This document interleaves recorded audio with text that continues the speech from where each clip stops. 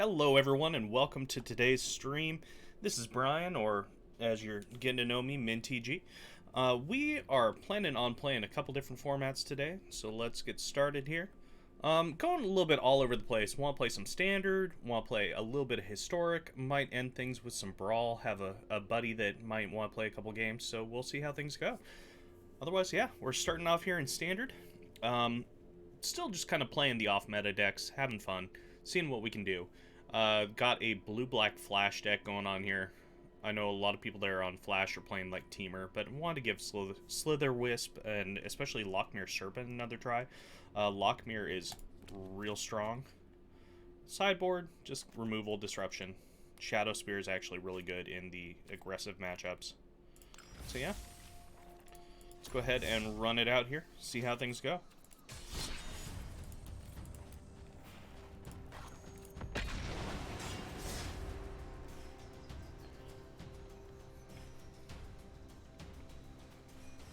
Been still really enjoying a lot of standard.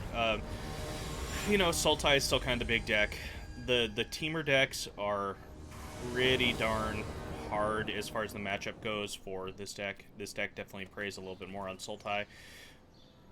Clover is a very, very, very good card. It is very hard to deal with. You either have to hope they don't draw it, or really just start getting 2-for-1 left and right, and that's no fun. Unfortunately, outside of early counter spells, spell pierce, that kind of thing, it's really hard to counter it when you are on the draw. And black doesn't really have a great way of dealing with Clover.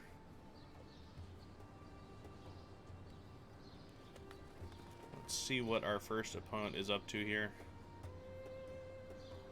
They are rocking the nice Ugin sleeves. I like them. See if they realize we're in a game or not here. Okay, there is life.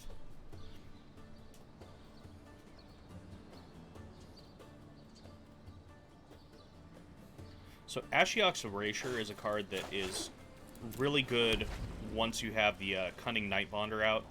Ends up costing 3, and then it itself is uncounterable. Oh, crash through. Okay. So we are playing against... We are playing against the Is It Prowess deck, most likely. Or it could just be mono-red.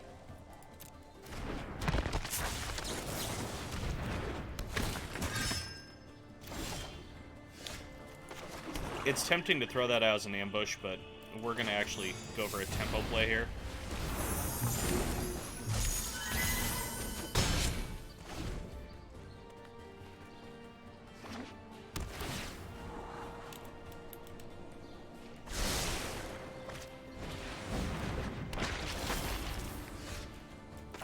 Alright, now Slither Wisp is where this deck really starts doing some mean things. We're going to go ahead and attack and see what happens. Okay, so he's going to start playing things. There's a good chance that we Ashiok's Erasure if he plays a Shock. Just because it's really good for that deck to not have Shocks available. Or we could just let it happen, let him kill my thing, and then drown and lock the Dreadheart Arcanist. There are many possibilities. Looks like he is going to crash through. Yep, that's fine. I'll let him draw a card.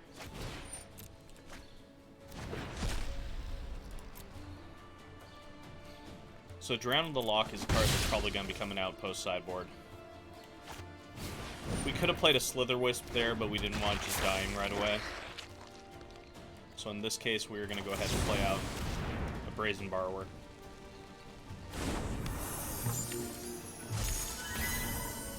See what he casts here. Yep. See, the Slither Wisp would have been dead right away, and that would not have been any good. The Shock is now in there, which is a problem.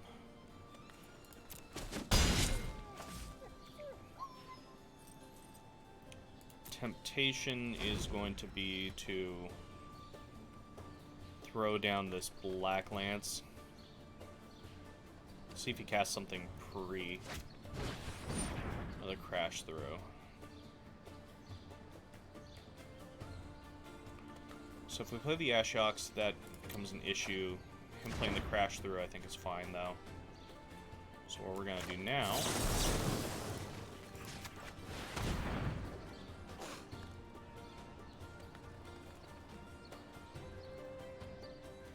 Then hopefully he attacks with the other Dread Horde. After he resolves his spell, I'll go ahead and Black Lance to block it.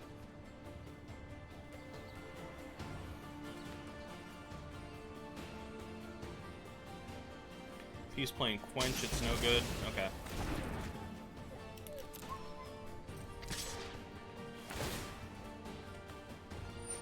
Yep. He will play the Shock. That's fine. Now we see if he has another Shock or not.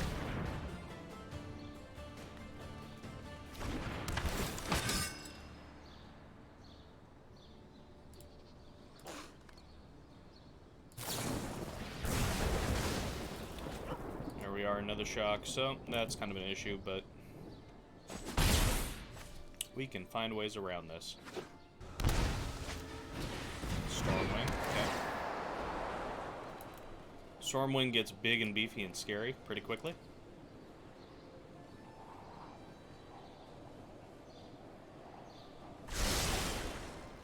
Top, bottom. Okay, so we have a Cutthroat.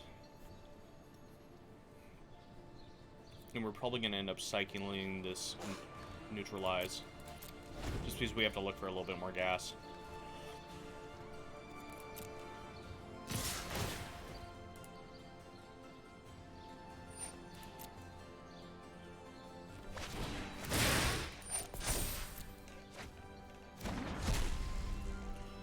Okay, so let's see. Does he have another Shock?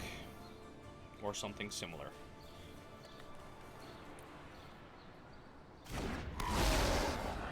He could also have a Samus, which would pump the Dreadhorde Arcanist. So, that being the case, we are actually not going to block here. It's because I have this terrible feeling that the Samus is going to happen.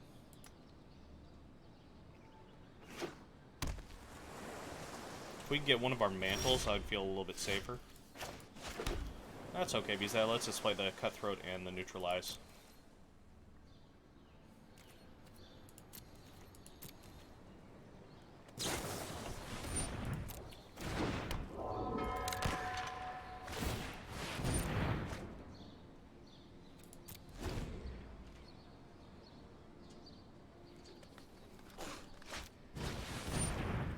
Sprite Dragon. Well, he is very quickly going to have a lot of damage in the air, which is one of the issues going on here.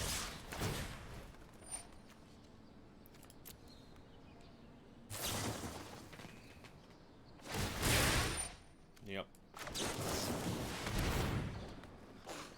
Let's see what we draw. Omen of the Sea is not terrible.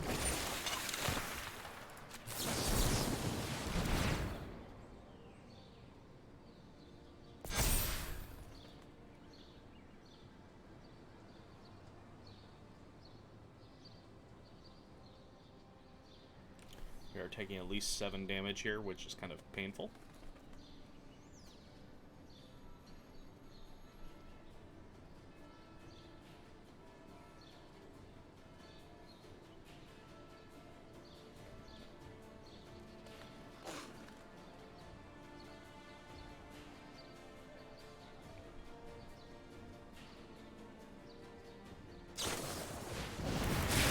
Aether Gust, okay. Well, at least his Dreadhorde's gonna be dead. But we are gonna be getting pretty close to being dead here.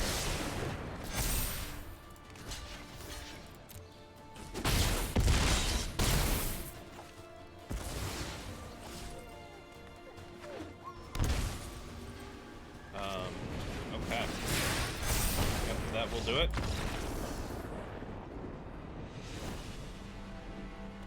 See, we do have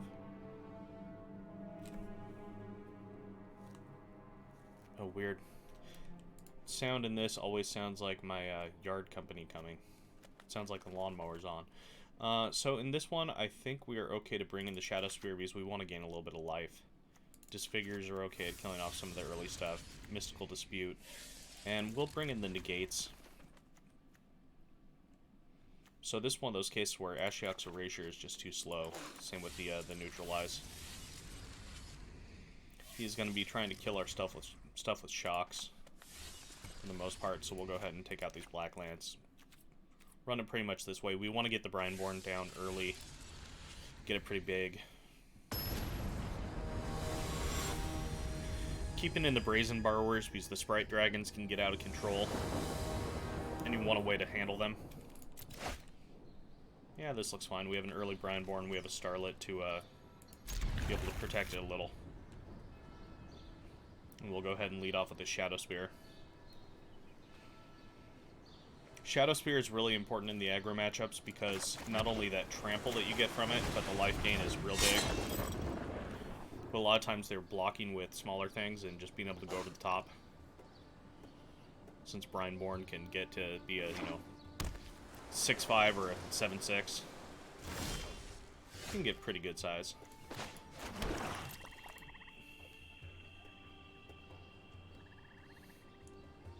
Oh noes indeed. Oh noes indeed. Shouldn't you be working?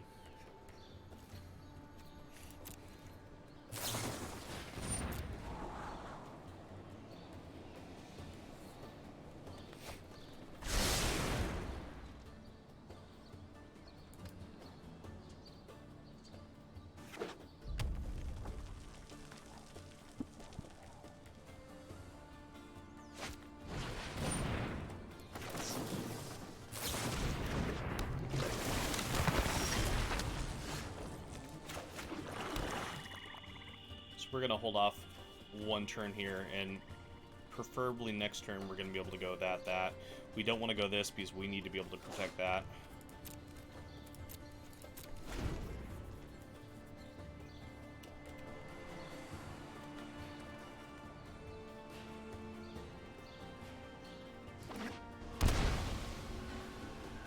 Taking damage.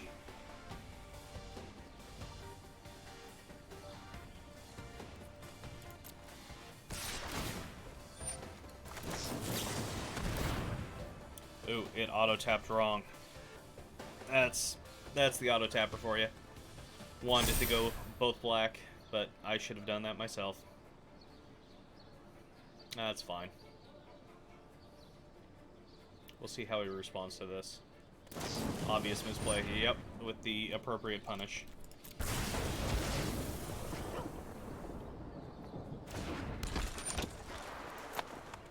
Auto-tapper got me again. I need to keep a tally of auto-tapper.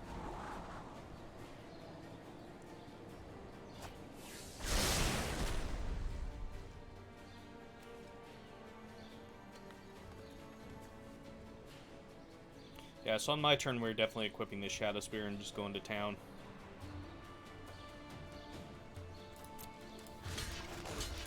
On the plus side, though, he won't see the Starlit Mantle coming the second time.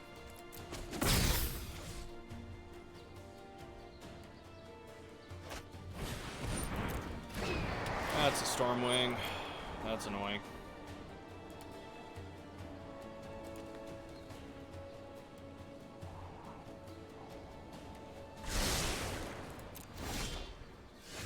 Okay.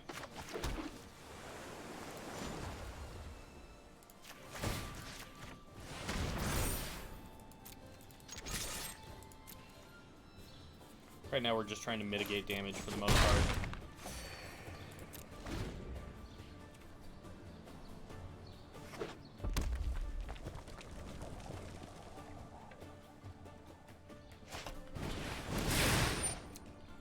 We have a coil. Well, gonna see if he has a counterspell for my counterspell. Good possibility. Yep, there's a miscast. So this one's not looking so great.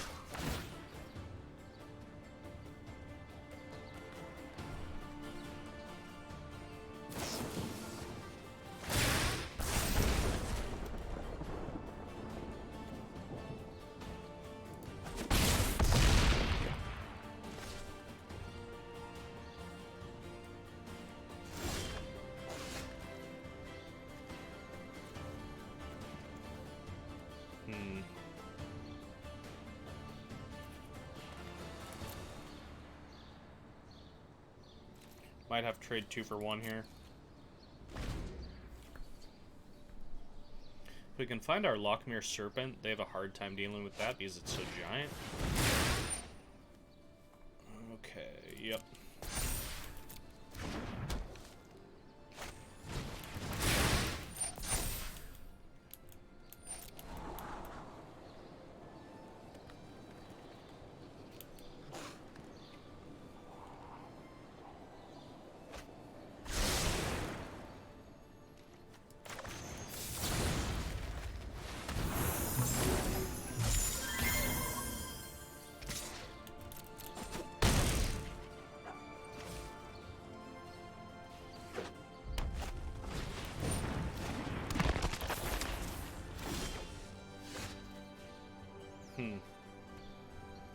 Well, guess that's what we're doing.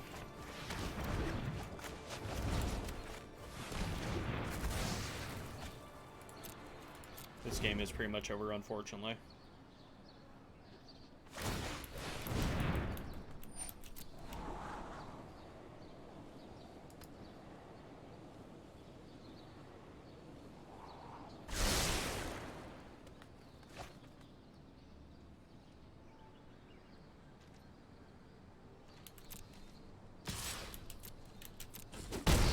Does not have an activation on the riddle form, so that means either he drew a land or he drew another counterspell. Good chance there's a counterspell in there. Nope and nope.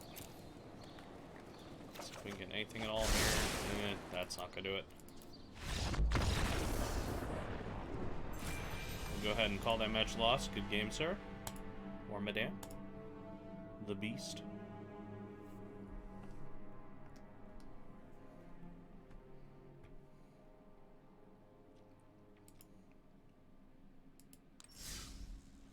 So there was definitely a mistake made in that second game that could have been remedied. Paying a little bit more attention.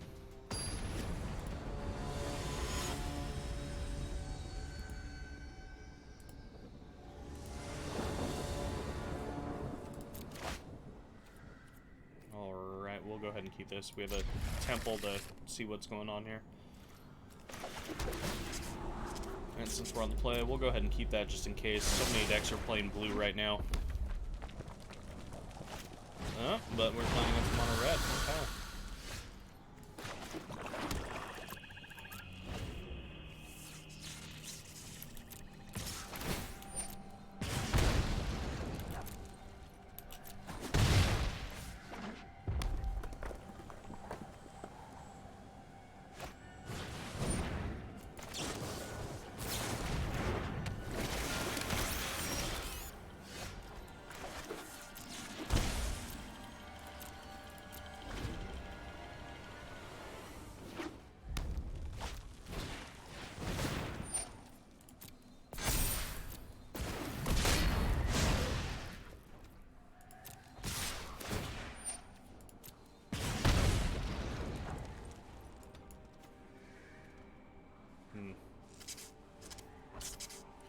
Play that, block there, block there. Hold up Drown the lock for possible follow-up play. Bone Crusher. Unfortunately, Bone Crusher doesn't go to the yard, which is a problem for us. Drown in the lock might be wrong right now, too, but we're gonna keep trying it out.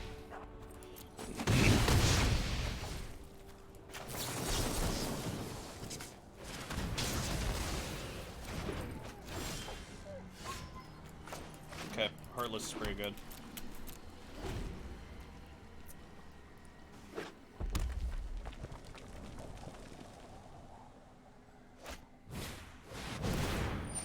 Thorbrand. Question is, do we want to kill the Steam Can, or do we care about the Thorbrand? I think we're gonna have to get rid of this Thorbrand, unfortunately.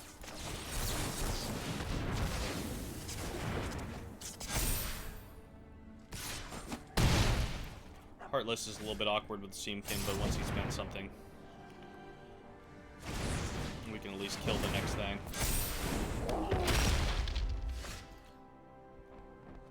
Alright, so we can block there, we can kill that, sure. Not off to the best start here, but that is fine.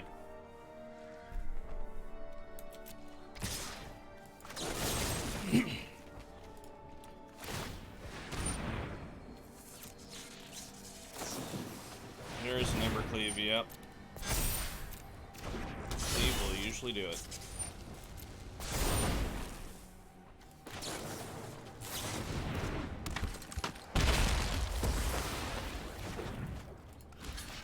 And we are dead.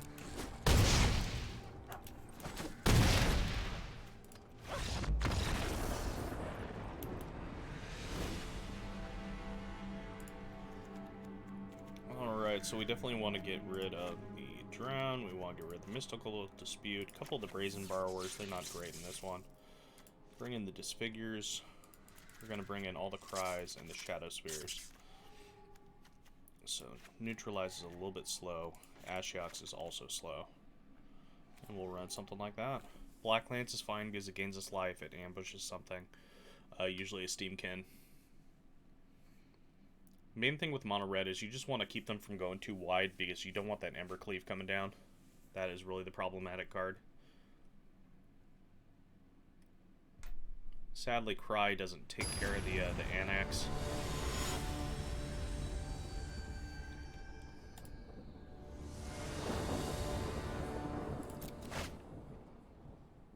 This is awkward. It's got a lot of stuff we really like, though, is the problem. Since we're on the play, I think we can afford to attempt to play around with it. Things coming in tapped kind of hurt. So hopefully we go Temple into untapped land into Castle Locthwain untapped is what we're going for. We get 2 looks at it. Nope, that is a not untapped land.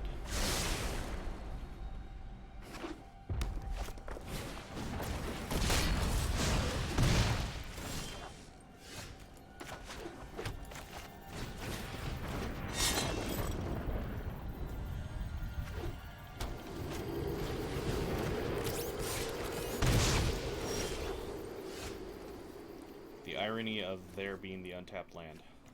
Okay, so the question is now, do we hold up for Slitherwisp, take the 2, or do we Black Lance to block the Steamkin / Heartless Act? I think we're going to go ahead and do that.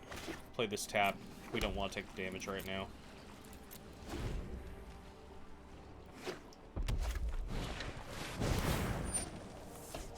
Okay, Annex is a thing. So in order so he doesn't get another +1, we're going to go ahead and kill Steamkin now.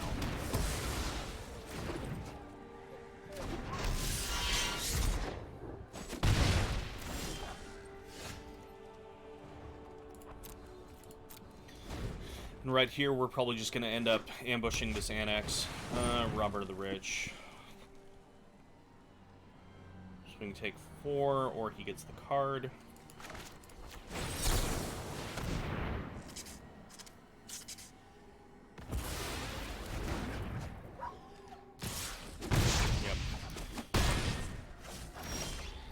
We were taking 3 at the very least there anyway. This next turn is perfect though because we get to Brineborn and either Black Lance or Heartless. Probably Heartless so we can leave up the Black Lance for the Slitherwisp. Bone Crusher, yep.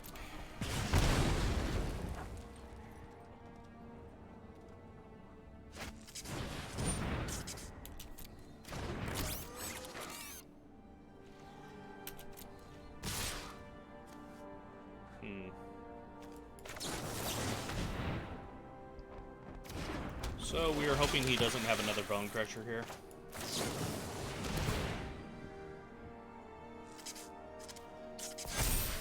It's a good chance that this pause though that he does.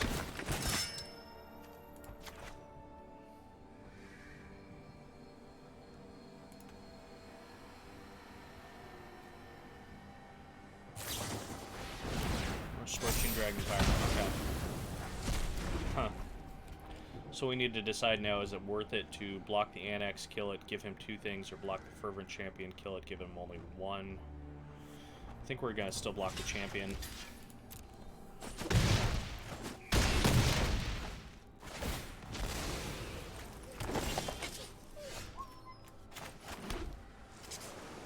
Okay. Now we have choices. We need to decide if we want to go kill this now. Hold up the Slither Wisp. Yeah, I think that's okay. The only card that really hurts us is if he ends up having... We'll wait till his turn. If he ends up having a Embercleave as per usual, that's an issue.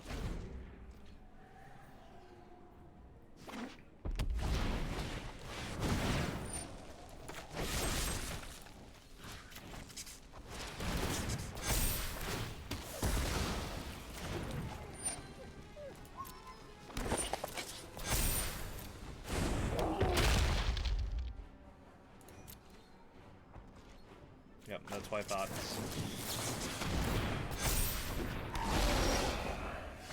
Okay, Night Bonder's just fine there.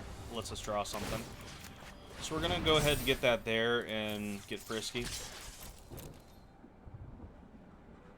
This gains us a good amount of life.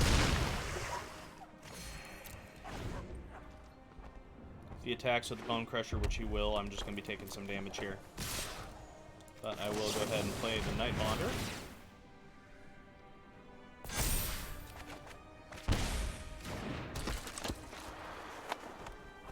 Okay, so he's going to be activating the Castle Embereth. Question is, where do I want my things to die? I'll have you die on that hill. I'll have you die on that hill.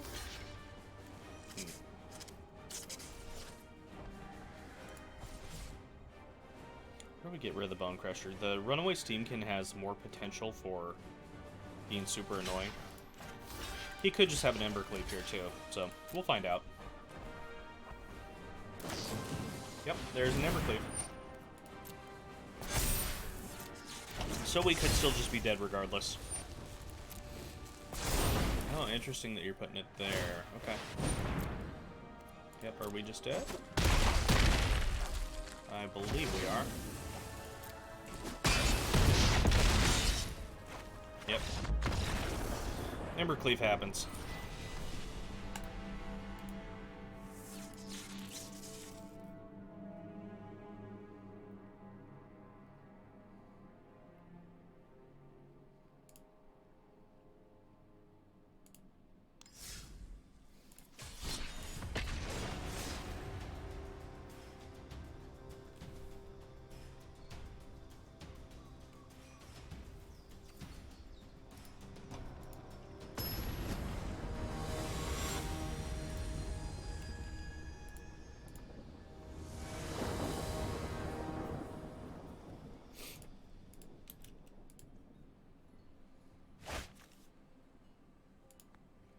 Unfortunately, we cannot keep this hand.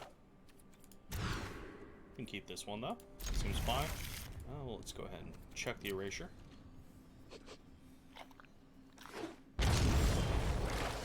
Sultai, that's what I like to see.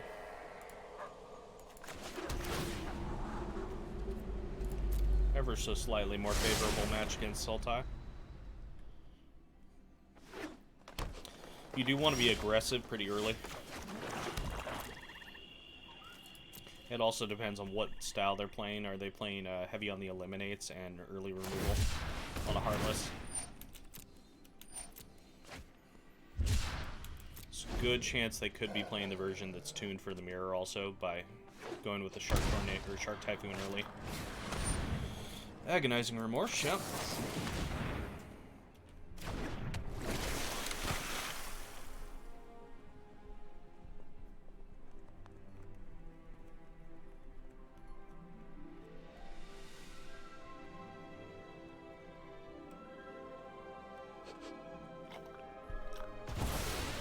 Makes a lot of sense because that lets them actually play out their extinction event, which is pretty important.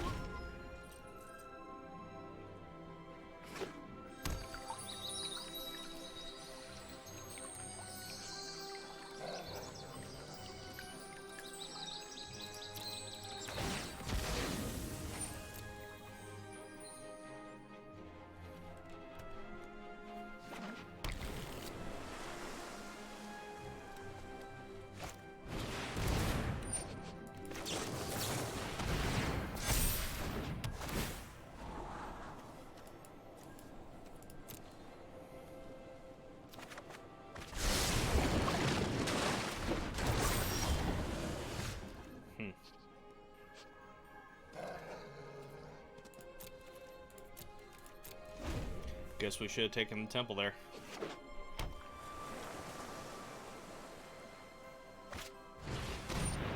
Another remorse. That's painful.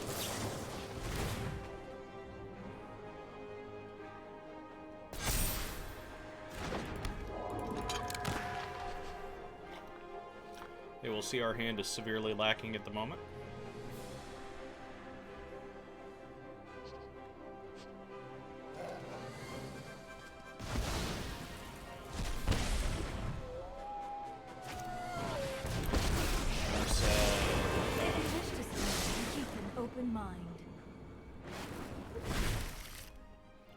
Aether Gust does absolutely nothing against us. Wow, where's our land?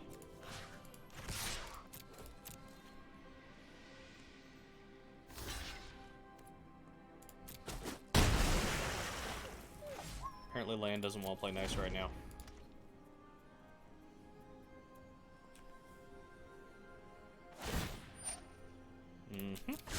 Meditate and prepare.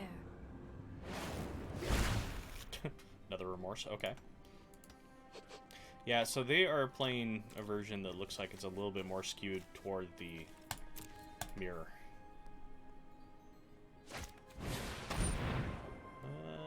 So they're just gonna follow up with a extinction event here eventually. We'll go ahead and get a little bit more damage on the board.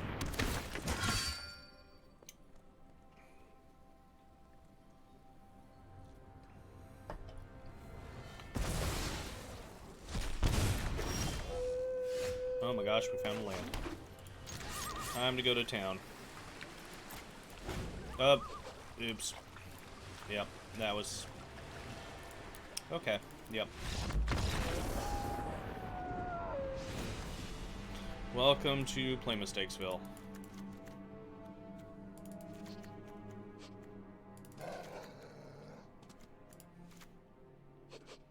That was real good on my part. So, I'm gonna go ahead and take out the Heartless Act. They don't do a whole lot. Black Lance, that can go. Cut one of these guys. Brazen Borrower is only okay, so I tend to only keep 1 to 2. And then we'll cut 1 Sailor. Drown in the Lock is still okay here because they tend to fill their yard fairly fast. So there's a very good chance that it's going to be countering a Nissa or something like that.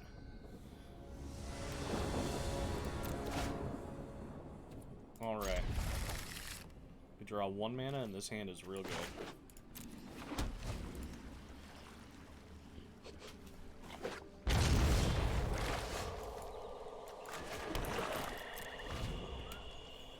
There we go, now we get to play a real game.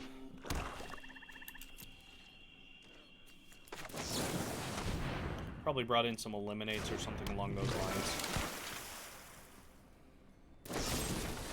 Heartless Act, yeah. We just have to keep playing through those. Hopefully he plays something this turn, we get to stick to Slitherwisp. Or not, okay.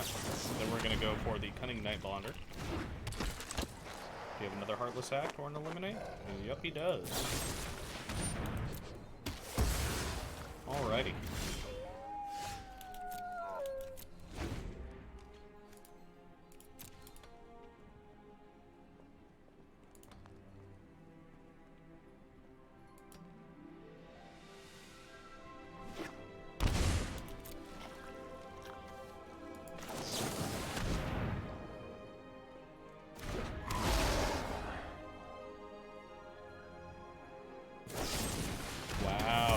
Heartless Acts, okay.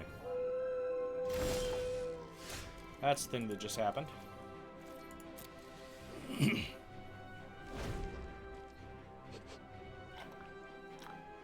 Some days it's just not meant to be. But we'll keep fighting the good fight. Narset, okay. I know 88 ways to defeat. Hone your prowess. Extinction event. Yep. We knew we were going to be playing around that this match anyway. Is he thinking about mystical disputing? I think he is. Okay. No. We're gonna send there for the time being. Contain your rage.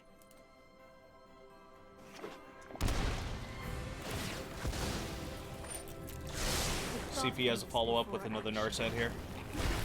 Oh, agonizing.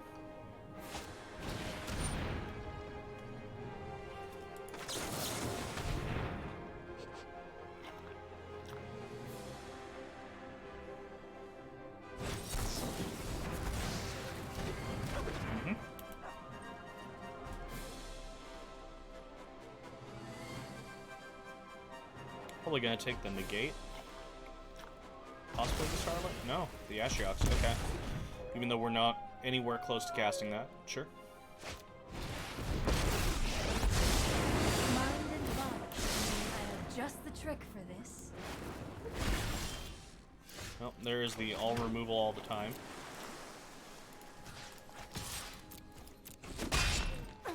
Just wait a moment. Agonizing, 3 Heartless, and Eliminate. It's not terrible. That's the problem. Sultai can just go into heavy removal mode if they really want to. Especially since the meta is skewing more aggro right now. A lot of them are tending to do that. Extra eliminates, extra extinction events, things like that. So in this case, we are going to still hold up the Starlit and not draw a card. Just because it's too dangerous otherwise. Unfortunately, we are relying on the Spectral Sailor at the moment.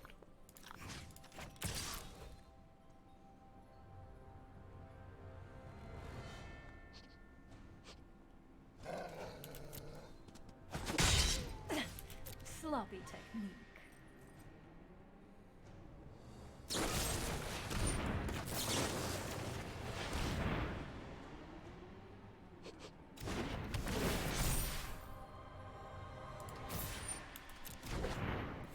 On the plus side, our opponent is pretty much out of gas at this point. But knowing Sultai, they do like to top deck into some very scary things. Okay, we have a good answer for that. We do have the Brazen Borrower.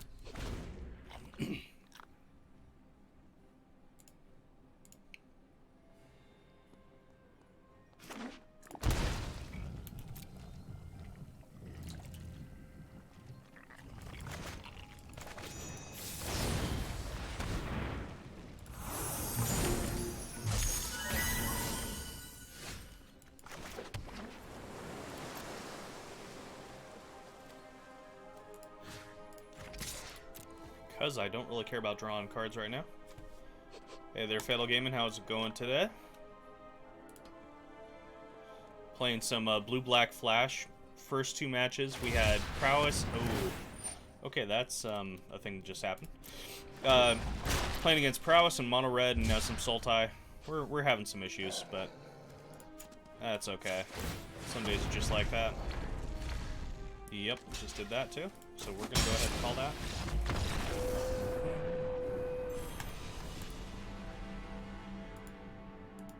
Nice.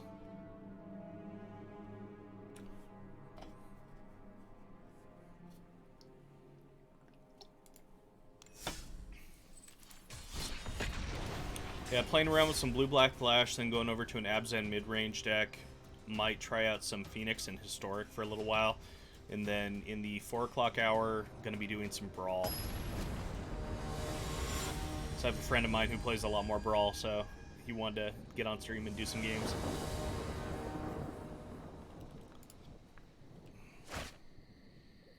Alright, we'll go ahead and keep this hand. It has potential. Lockmere Serpent is good against a lot of different decks right now.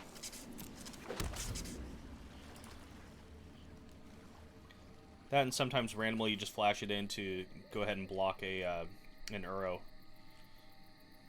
Which is kind of hilarious when it happens. Ooh. Alright, so my opponent is playing a Historic deck of some sort, or like Historic and Mechanic. Interesting.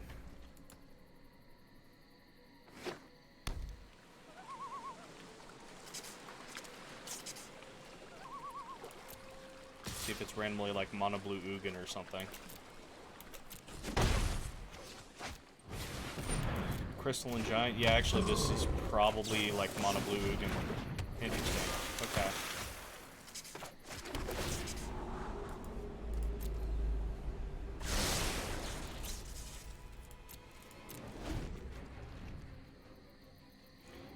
Okay, so they did make a little bit of a mistake by not playing that on the first main. Didn't give that extra counter.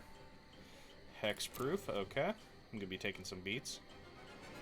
So I didn't realize Crystalline Giant, being giant creature type, kind of can do some fun things. I was looking at building a Naya Giant deck. She can throw in 4 of those. One of my friends drunkenly texted me last night that... Let me see if I can find the actual... he wanted to call it Naya Giant Stompy. Just because of the pun. I was like, sure, we can build something. We can get something going EDH-wise.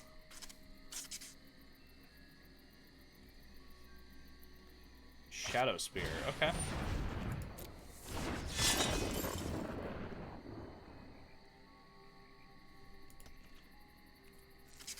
Interesting that he decided not to attack there. Okay, what do we want to go with? We kind of want the Nightbonder. We also kind of want the Neutralize. It doesn't really matter because one of them is going to get shuffled away. Nah, we can do it this way. We'll go ahead and draw the Neutralize. What EDH deck are you playing?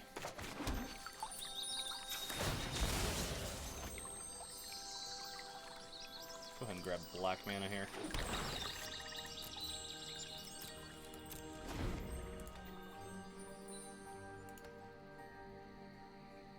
Oh yeah, that's right, Aminatou. So good. So good. Actually just updated my Aminatou yesterday and added Treacherous Blessing.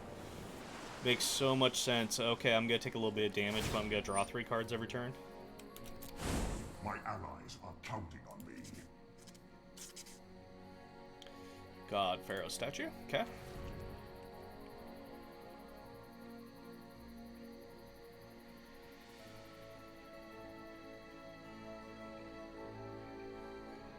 I was thinking about building something similar to what my opponent here is playing, but I didn't have the extra wild cards for the Ugin the Ineffables.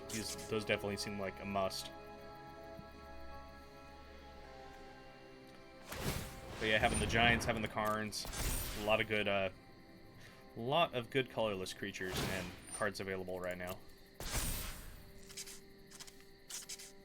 Hexproof Trample, Lifelink Vigilance. Hey, it's almost like a Traxa.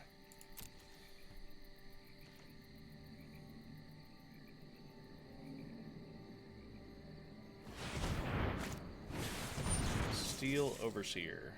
Is that worth a counterspell? Yeah, I think that's worth a counterspell.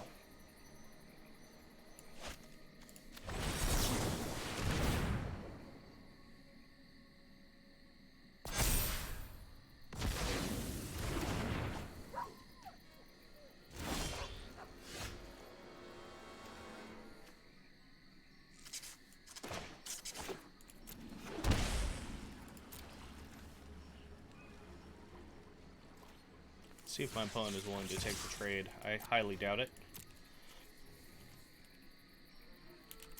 So we're definitely going to rely on this Lochmere Serpent to take over this game.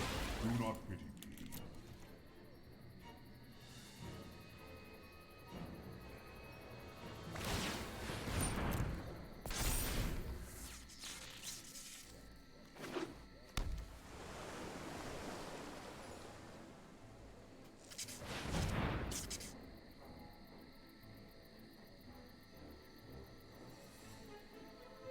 Good luck. Thankfully, jalapenos aren't that high on the Scoville unit scale. Definitely depends on how they're being grown, but most of the commercial ones aren't that bad.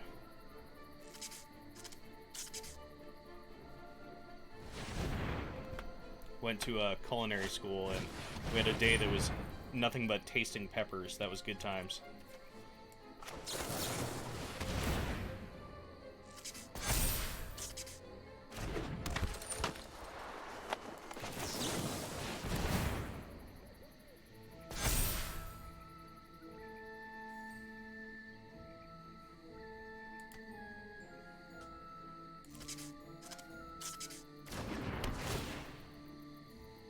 And I mean, the jalapenos are more of a mistake the next day anyway, let's be honest.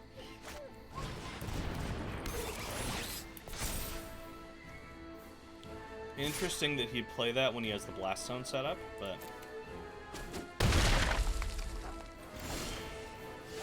Ooh, another lock mirror. Okay. Let's take some damage. That's fine.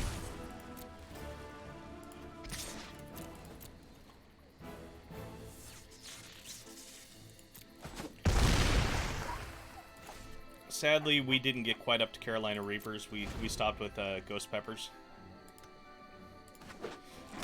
My favorite one along the way, though, honestly, was just straight up, oh geez, what are they called?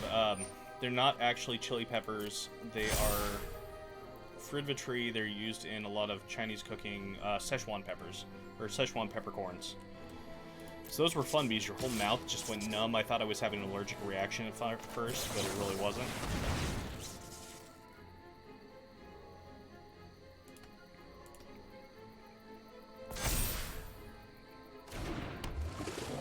Death touch yet? Nope, nope it doesn't.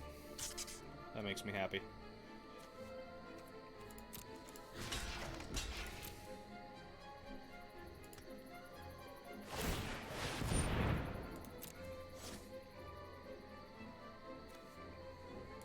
Aw, he doesn't want his dude to die, so he's gonna get rid of mine. That's annoying.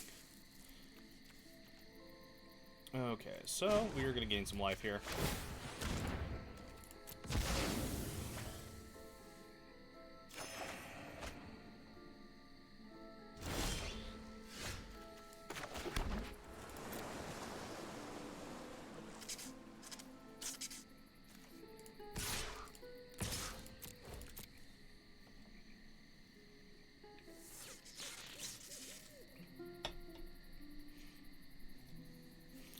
Yeah, I was gonna say the McDonald's Szechuan sauces is something, but no, once you have the straight up Szechuan peppercorns, and you're having a hard time talking because your mouth is so numb. That's the good times.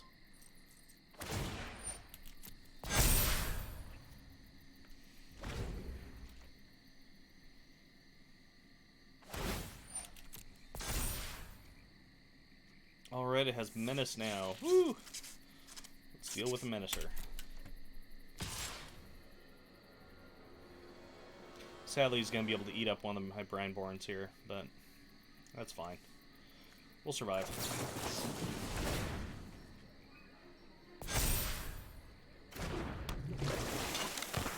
Our own Brineborn is just going to keep getting swole.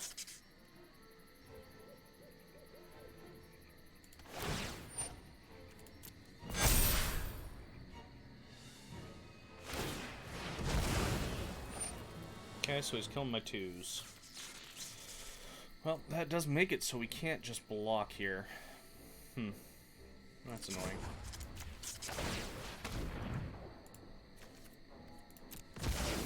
Go ahead and gain a life so we're not just dead. Ooh. Well. We found an answer.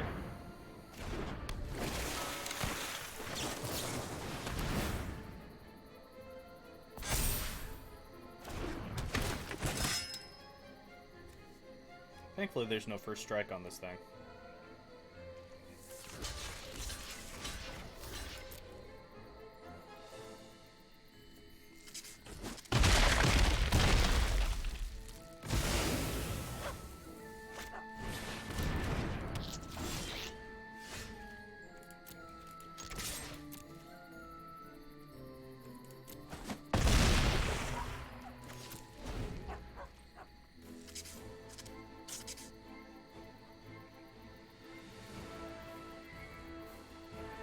Yeah, I wish I was spice immune to anything. Unfortunately, I have pretty bad reflex. Just like a third of the population. Yay! Okay, so we're definitely killing this crystalline giant.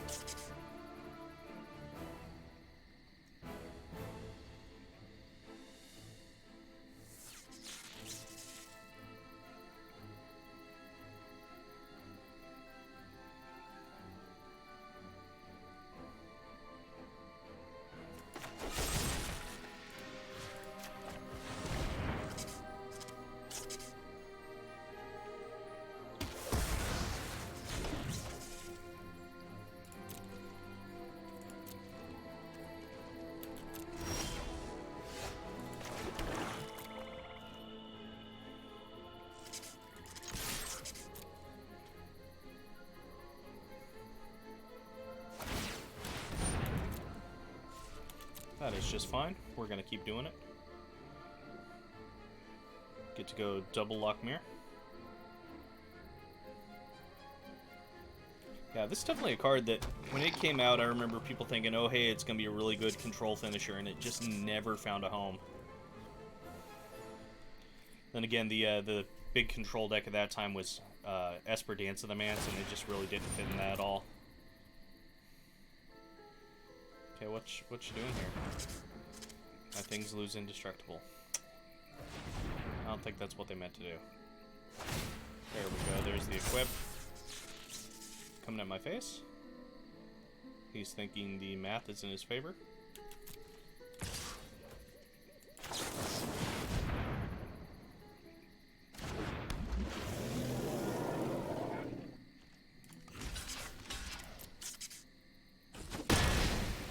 Yeah, I say I have a reflex as I sit here drinking a Rockstar about the worst thing you can do to yourself.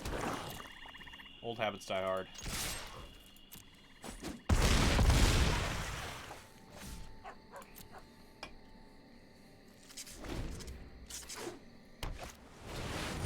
Oh, hello, Eugene. Eugene is real bad right here. Okay. What are we gonna do about this? That's not gonna do it.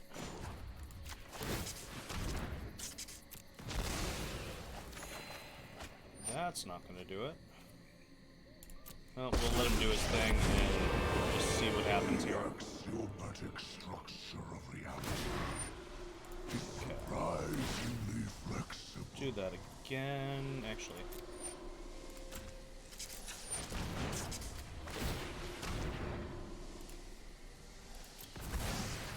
Man, this Ugin hurts. This Ugin hurts real bad.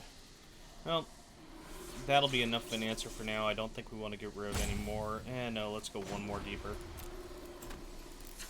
Just because we might not get a better chance to attempt to come back here. And we can deal with the Ugin with the Spectral Sailor. Okay. Yeah, that's better. We can deal with the Ugin. We have a... Yep. We can play these out. Is unwritten.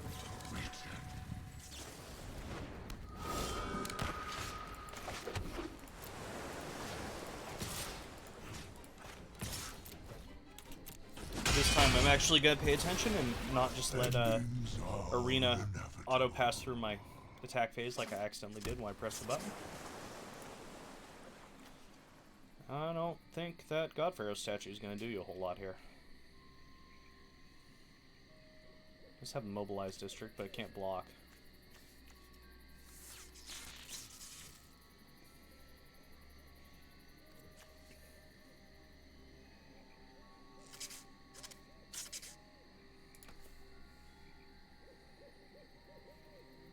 Alright, they're trying to think of a way out of this.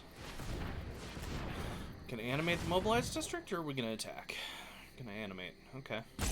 That'll leave him up enough to be able to play the other. Or use the labyrinth.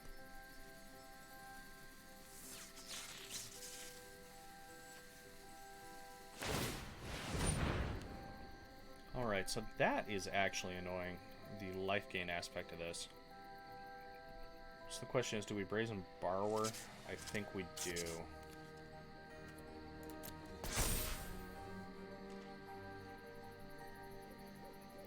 So he's going to go up to 8. I'll be able to hit him down to 3. He can do the same thing next turn. Yeah, we're going to do this.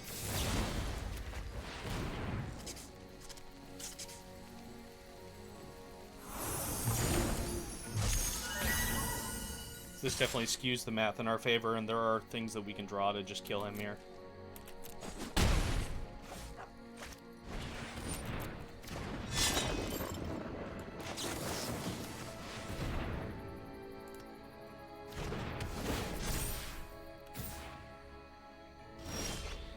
And that was not one of them, but that's okay.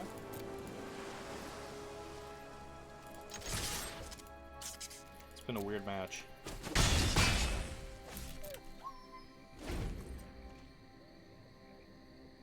And again, that is the fun thing about Mythic, is people are usually experimenting up here. That's not always just meta decks. kind of in that 90 to top 1,000 portion. People are doing a lot of experimenting.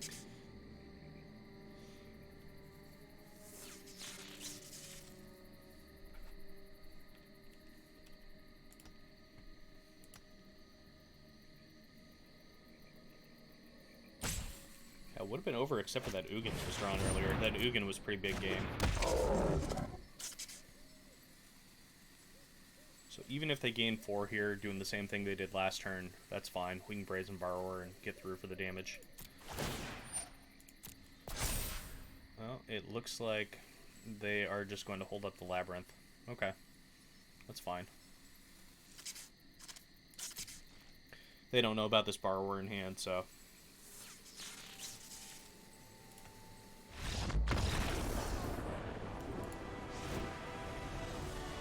Alright, so what are we doing against them? Mystical Dispute seems okay. Negates seem okay.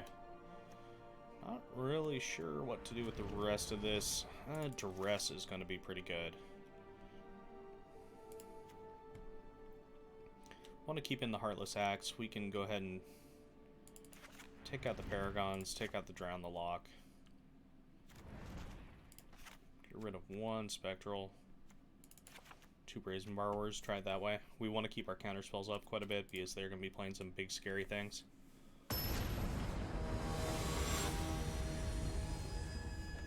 It's as much fun as it is to get Ugin'd over and over again. I'd rather not. This hand's a little slow, but we'll keep it. They're not exactly playing a fast deck, so... Stone Coil.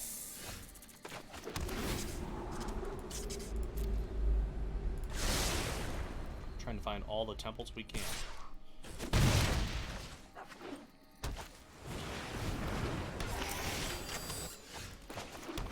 I may have lied about this not being a fast deck. Steel Overseer, following up the Stone Coil, could get pretty big pretty quick. So they're just going straight curve out. Okay. This could get scary. So this gives me a very good excuse to bring in the Disfigure.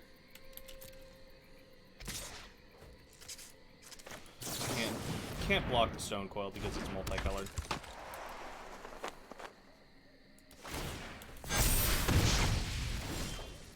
That thing's a first striker now.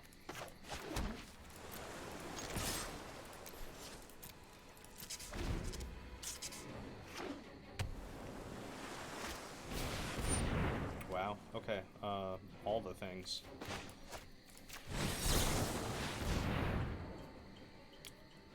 You're on the Artifact Aggro pool.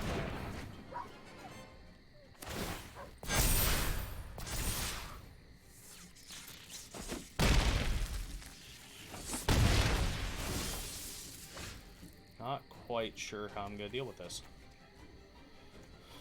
Okay, so we Slither Wisp. That's going to block, but it's going to die. The Heartless Act. And that'll take a couple counters off the Stone Coil at least. Brazen's pretty good. They'll keep us alive for another turn. Fortunately, we're probably going to be taking a hit from this Crystalline Giant.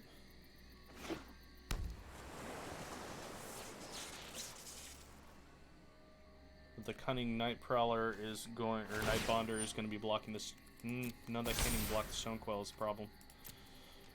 Huh.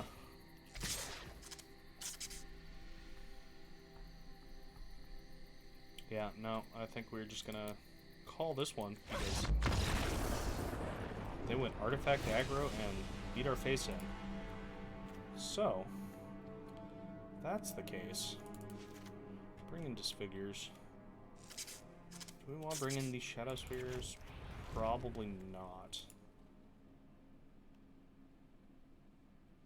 Man.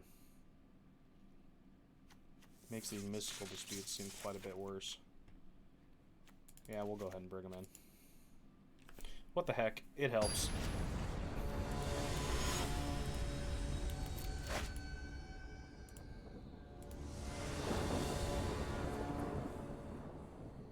No creatures, but we have an Omen to get out of this pretty early.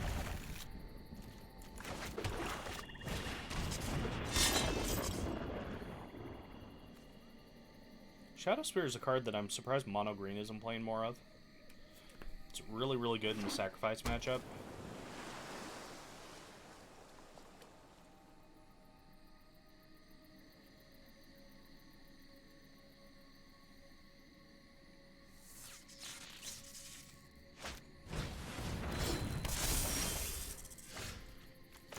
Alright, we have the answer to the Stone Coil. That's nice. That is very nice. See what he follows up with, though, because I'm willing to take 1 damage here. Yeah, we'll take it. So I'd rather Omen anyway. See if he brought in counter spells for me. Yep.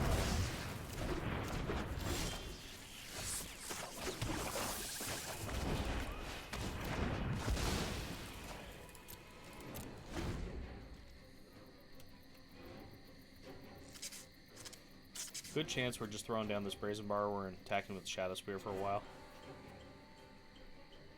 That might be the plan when we get second blue mana here. There we go. So if we can ride that to victory, protect it with the negate and the Starlit Mantle.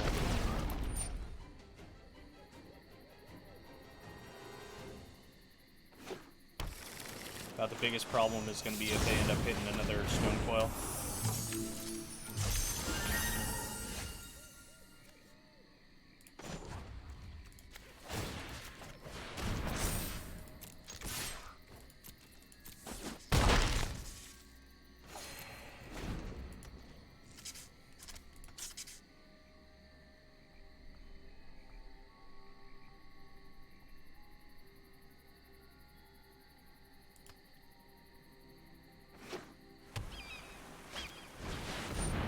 That'll definitely get a negate.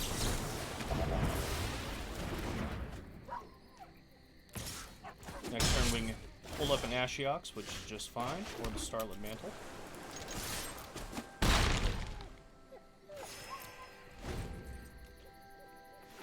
Mantle is definitely a worse version of Dive Down. It's not terrible, but you'd rather have something that costs 1. It only costs 1 when you have the Night Bonder down.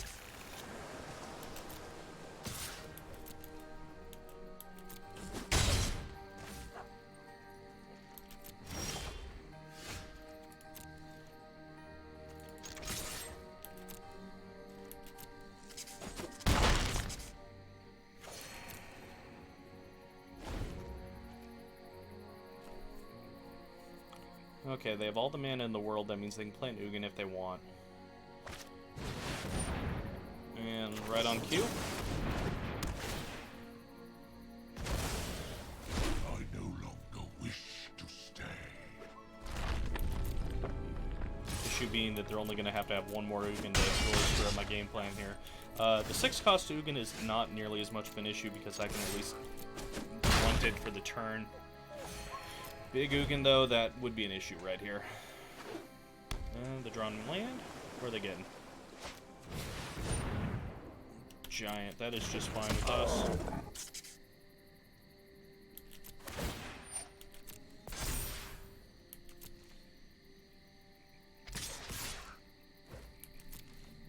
Let him attack in. No, I don't want to let him draw cards, so we're going to let the Cutthroats stay there.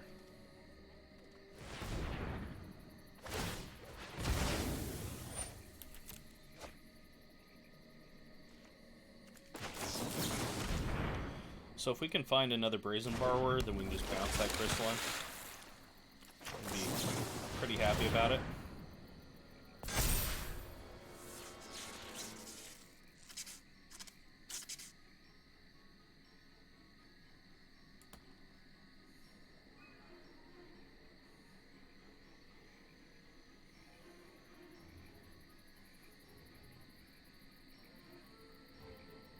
What did our opponent draw here? Anything? Anything at all? He's thinking? Or they're thinking? Nope. So neither of those get accomplished what we want. Do we want to stop on the upkeep and attempt to draw into it. Nah. It's fine because we can just sit back on this counterspell.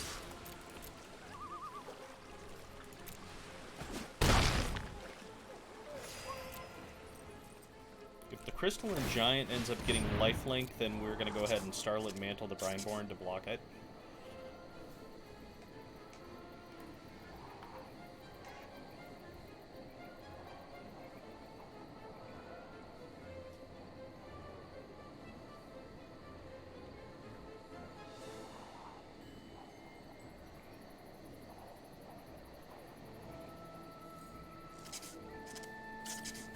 Top, okay.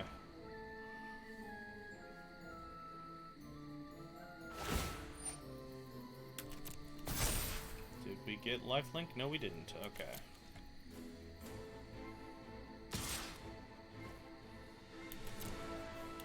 I'll take that. 2 damage doesn't mean a whole lot when you're at 27.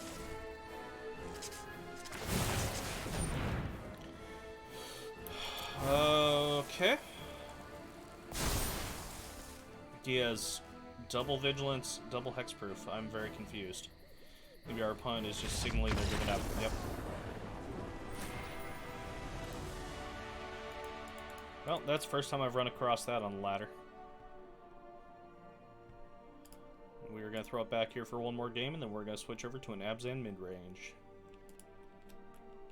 This time going away from Ultimatum. I've been on Ultimatum kick that I just decided I want to play some non-Ultimatum. Okay. We'll take the fairy there. I think I already have the playset, but we'll take another one. Add to the mythic progress in the vault.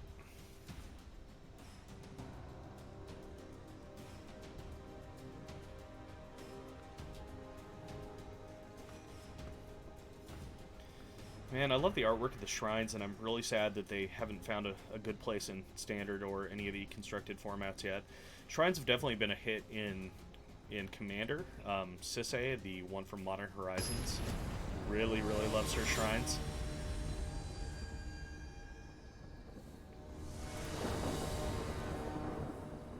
Alrighty. Pretty sure I played against this person yesterday. Trying to remember what they were on, even though there's a good chance they're on something different.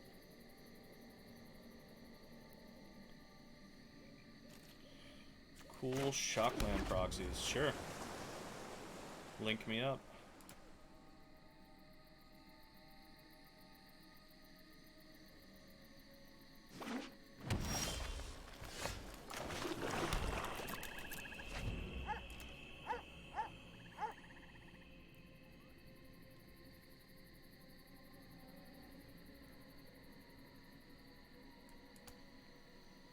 Yeah, when it comes to proxies, I'm definitely of two minds. Sometimes I'm all for the proxies, like a lot of the reserve list stuff. That's the only way for people to really play that are newer players, especially without spending $1 million for EDH.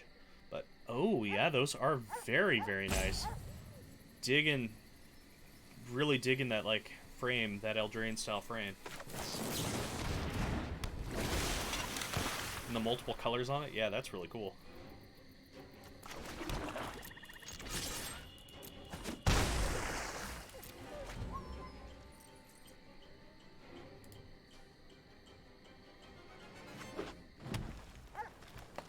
I especially like that breeding pool. Okay, what is our opponent up to? Not a whole lot.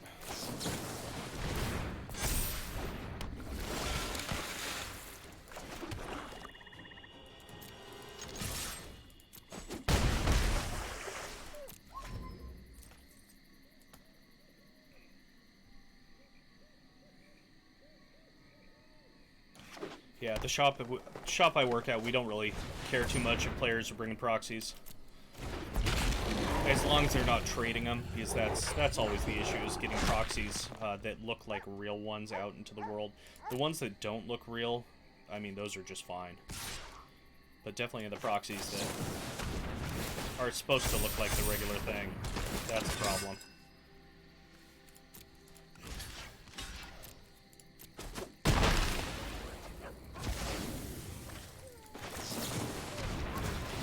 Right, I think our opponent's going to have trouble dealing with these Brineborns this game. Just have this slight feeling.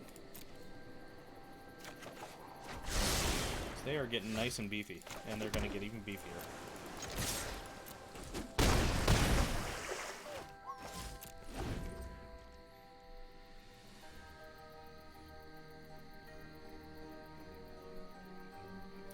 Yeah, that would have been really cool. Only downside with the shocks being so very much tied into Ravnica block, they wouldn't really fit the flavor that they're going for with those. Which I understand why they do that, like the fetch lands being in Zendikar block. Should be interesting. Of course, the big rumor is the fetch lands are going to be showing up in Collector's Boosters for Zendikar because they've already said they're not going to be in Commander Legends. What do I want to do here? We'll go ahead and make them bigger. Okay. Brazen Borrower's pretty darn good here.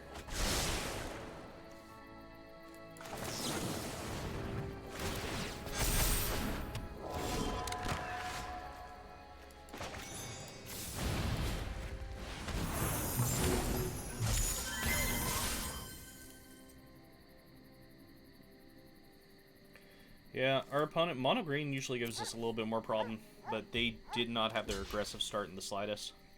So that was pretty much a game block. They curve 1, 2, 3, 4, though. That's definitely an issue. It's just something in general that the tempo decks have trouble playing against, is that kind of early curve. So, we are going to get rid of, in Naturalize, we're going to get rid of the Mystical Dispute. Disfigure is good some of the time, and it's not good others of the time, because most of their things are bigger than 2s. Yeah, that's a pretty good price. That's definitely a pretty good price. Tempted to keep that, tempting to keep that. I'll go ahead and cut a Sailor. Want to keep in the Ashiok's Erasures. They're just good against certain cards that you don't want to see multiples of, like Questing Beast.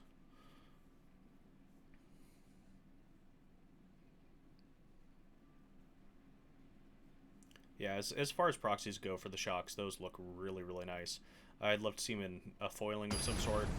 Usually a lot of the proxy foilings, though, are kind of hit or miss, to say the least. They're very, very obvious even when sleeve played.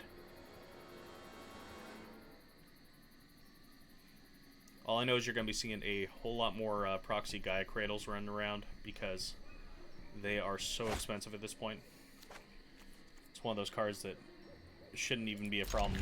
You see someone proxying and being like, yeah, no, that's fine. They're now like $700-800. Oof. Unless you've been playing a long time, that is quite the investment. Thankfully, I have been playing a long time, so I have that kind of stuff, but for the average player, you know, it's not worth it to go out and spend that kind of money to get one card.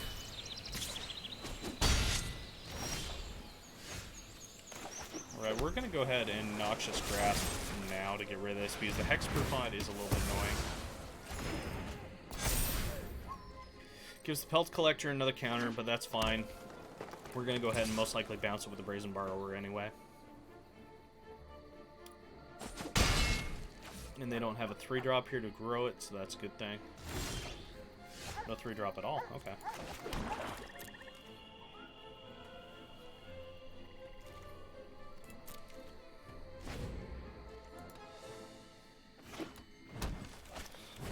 The one nice thing is EDH is going to get a lot cheaper because all the fetches coming into the environment, instead of having like $40 to $60 to $80 fetches, they're going to be down more that 20-30 range, which is real good. Okay, do we want to Brazen Borrower, stop the damage, or do we want to Cunning Nightbonder, get a little bit closer, or do we Slither Wisp? I'm just going to go ahead and take the damage.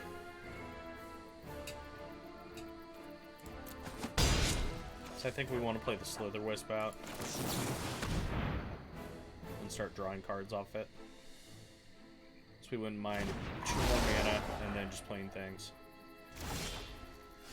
Unfortunately, there is a good chance that he's going to have a ram through, so we have to play around that. So we have the Night Bonder into the Starlit Mantle, which is a good possibility for what we're doing.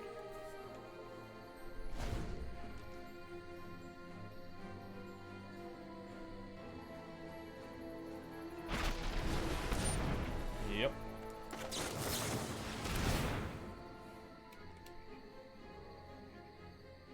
Could also just Brazen Borrower here.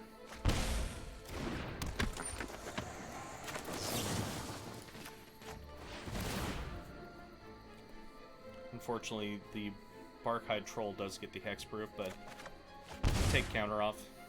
But this is probably the best play by far.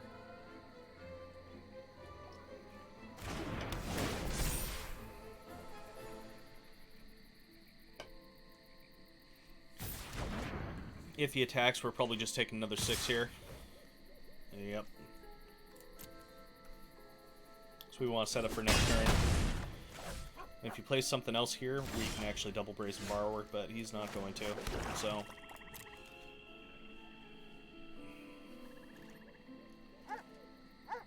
So our goal is we're going to be playing the Brineborn and most likely borrowing at least one thing, so we'll go ahead and attack the Slitherwisp.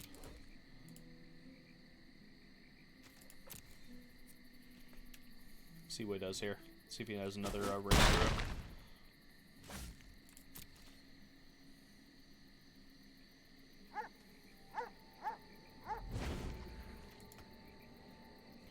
Or there also could be a questing beast waiting for me here. Yep. So that is just fine because we are going to go ahead and kill the questing beast, and then we're going to bounce the Pellet Collector.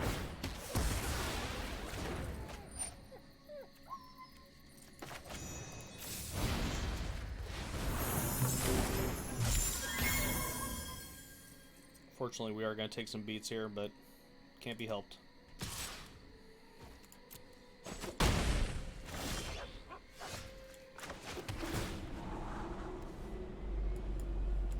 Another Brazen Borrower is just fine. Let's go ahead and get rid of this Barkhide while we can. So, ideally here, we want our opponent to play Questing Beast and use up their turn. So I doubt they're thinking we'll have another Brazen Borrower. Ooh, Ceratops. I wasn't even thinking about that. Ceratops and the land. Oh, yep, that would be it. That's bad play on my part. Always forget about that card for some reason.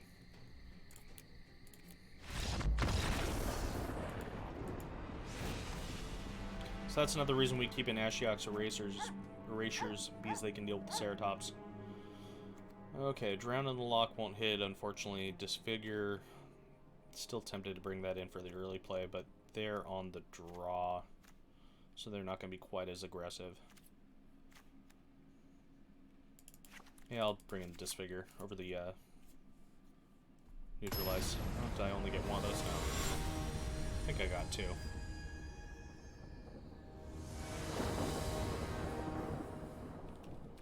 Yeah, Mono Green is a very solid deck right now. Yeah, we'll keep this. Give it a try. Need that 3rd mana, specifically black, but we can try and find it.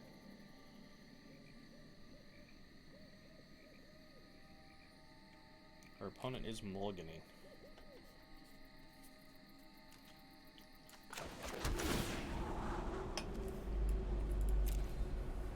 I was going to say, and unfortunately, even though the Shocks are in standard rotation right now, Ravnica Block is pretty close to being out, so they're already kind of past their moment of peak cheapness, which is unfortunate. So they hit bottom a couple months ago. Which normally things hit bottom right around rotation, but Shocks, one of those things that's immune.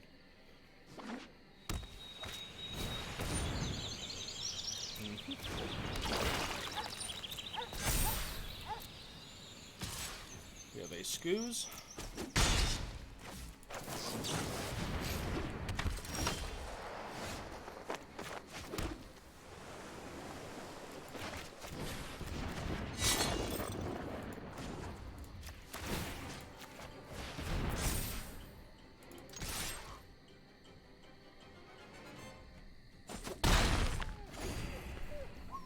going to be aggressive for the moment just because we're gaining life.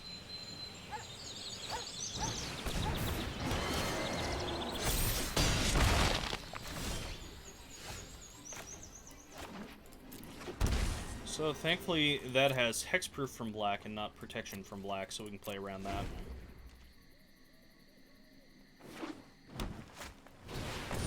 That's a questing beast though, that's a problem.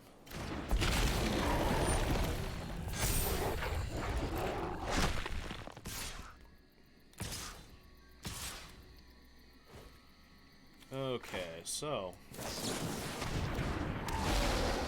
best way to deal with this.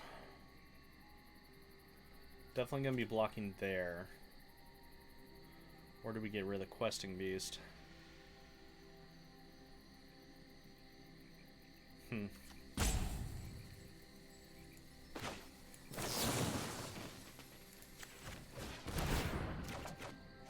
go ahead and draw a card because we really want to draw into land here.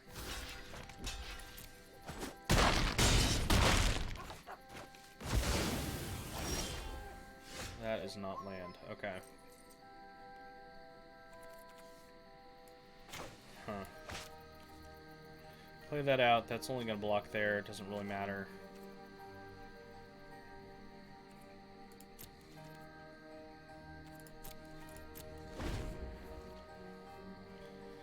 Yeah, so we're probably going to end up playing an Omen first, trying to look for a piece of removal. Oh, and there's Ceratops again.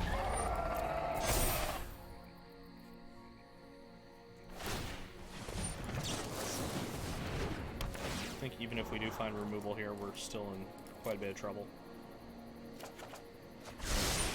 Black Lance is actually a pretty good start. Black Lance, that's going to gain us some life. It won't kill anything but the ooze. Yeah, it won't kill anything but the ooze. Big old nope on those. Another Black Lance? No. So we're not quite just dead because of the Shadow Spear. But we are pretty darn close. So this is going to block the shifting Ceratops.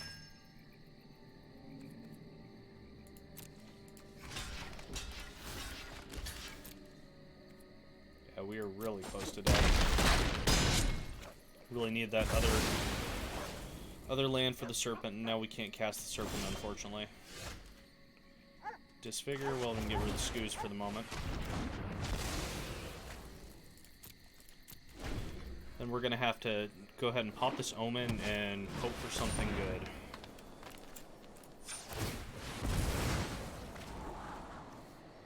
Noxious Grasp is not terrible. The only problem is it's not going to be enough because the Scoos will still kill us regardless because it can eat several things. So we do that. He's still going to be able to pump several times. Yeah, that's game. Womp womp womp. So we're ending that one on a 3 and 4. Or a 1 and 4 loss. Which is not quite where we want to be, but then again, just playing around with fun decks. So, next we're going to be moving it on over to an Abzan deck. Yep, that was an oof. Mono green is really good when it comes to those large creatures that have haste and everything else like that. It's kind of hard to deal with when you're playing something like blue or blue-black. With the exception of Sultai, because Sultai has answers to everything. So, next we're going to be going over to green-black. What do you run green-black? Is it kind of similar to like an adventure deck, or kind of more of a rock style? So this deck, we have quite a bit more interaction going on. We have kind of that more mid-rangey feel. Consecrates are really good against all the Uros. And Bosri's Lieutenants, giving those a try. So we'll go ahead and throw this out.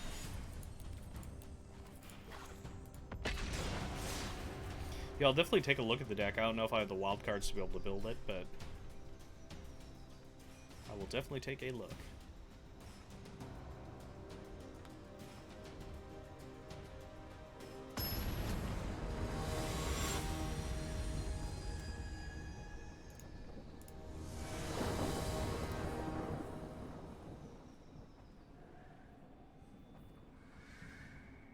Okay, I see what you're doing there with the graveyard baggage.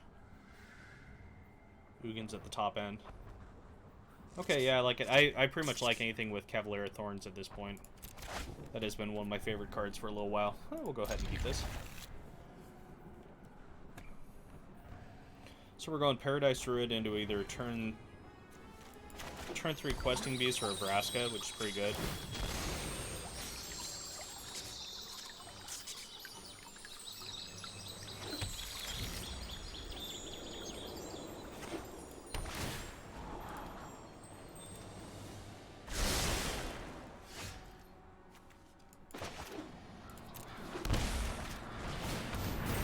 So our opponent is either on Teamer or Sultai, most likely.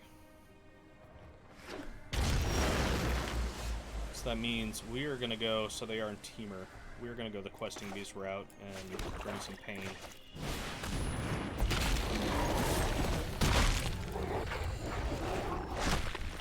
Question is, are they on Teamer Flash, or are they on Teamer Elementals, or are they on Teamer Adventures? It looks like Adventures. Teamer can definitely have all the flavors. So, thankfully, we have a Vraska to deal with that. Nice. It's time to step out of the shadows. For now. Yeah, 7-1 is always good. Right now, Lucky Clover is probably my least favorite card in Standard. Just because it is so much card advantage. It is so hard to get past it.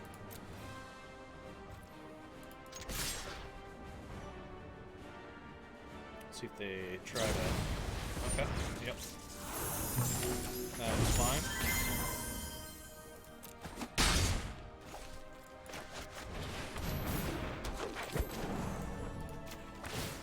Alive for a life.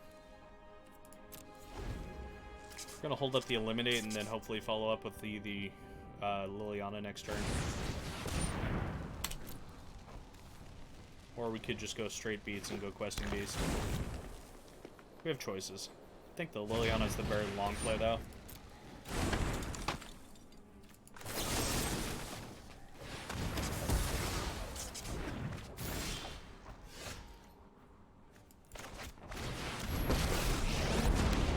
I require servants.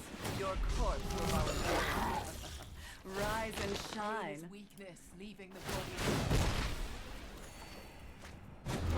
Waste not, want not. Pretty good cards. Yeah, having the Vraska Liliana combo is really nice, or having Vraska and Garrick. Just being able to draw multiple cards to turn off that feels very strong.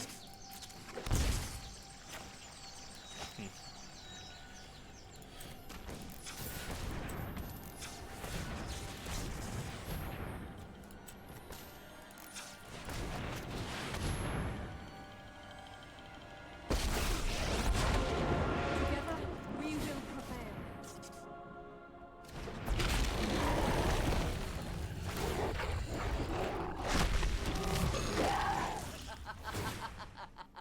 Rise. Be wary of the ground you walk on.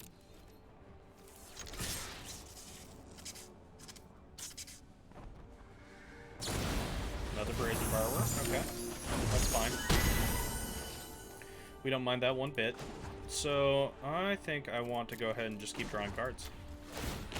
Sacrifice. Because card draw is pretty good. They were allowed to Yeah, at this serve point, I me. don't know how my opponent does anything with this board state. They're way too far behind on mana. Yep. Alright, against Teamer Clover. So we definitely want to bring in the Mythos, so that's going to help us get rid of more Clovers. Do we care about exiling their creatures? Not as much. Baneslayer could be okay, but it's just going to get Brazen Borrowered. Duress would be fine. Agonizing Remorse would be fine. And Noxious Grasp is pretty good against them. I think we're going to bring in 2 of those. The other 2, we can go ahead and get rid of the Consecrates. That's not the matchup for them. Consecrates out. Maybe the Murderous Riders out because they're a little bit slow. Well, let's try it that way. Won't change too much. The pressure of being able to go with the Paradise into any 4-drop on turn 3 is really, really good against Teamer. Really, really good against Sultai. Really just getting ahead of them. So the thing with the Teamer Elementals deck, it does ramp pretty hard, but it doesn't ramp necessarily into super big threats on turn 4. Yes, you have Omnath, but that's not going to be presenting that scary of a target.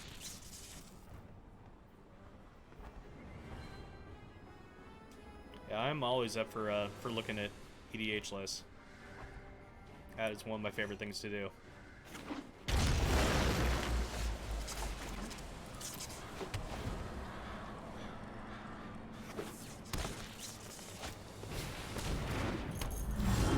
Alright, our opponent has the early Clover, which is unfortunate.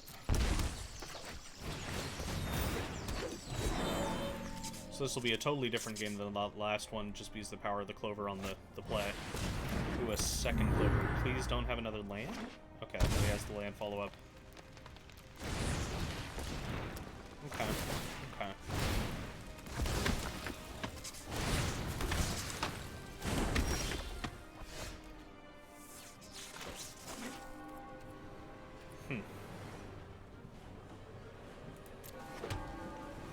Well, unfortunately, that does slow us down quite a bit there.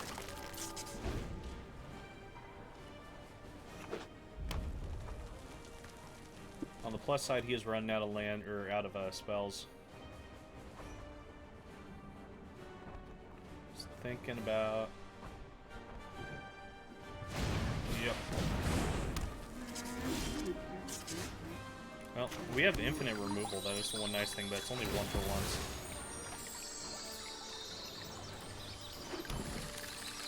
Alright, so how do we want to play this turn? Play the Nissa, attack, Noxious Grasp the Lovestruck Beast, see if he does anything about that. Okay. Witness the ties that bind us all. Behold, nature's true power. If he wants to trade with this land, that's fine. Do I Noxious, or do I... Yeah, we Noxious. Save the Eliminate for something else. And this sets up our Scoos growing, so we're A-okay with that.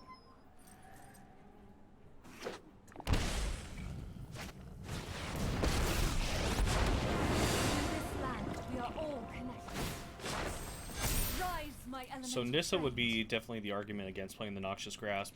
They're playing the Eliminate instead. That's okay, our Nissa's just going to take a little bit of damage. She's going to live, that's all that really matters. Ooh, or not. Okay, Brazen Borrower. JK.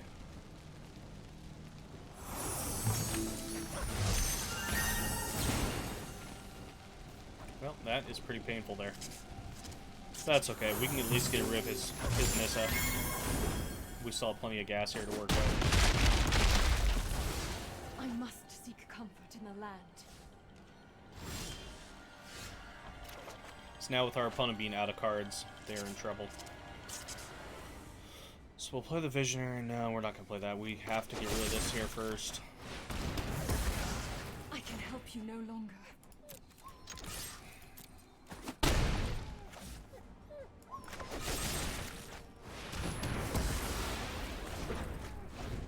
So that puts us on even footing. The only problem is, for every adventure they draw, they're basically drawing 3 cards right now, which is a little bit annoying.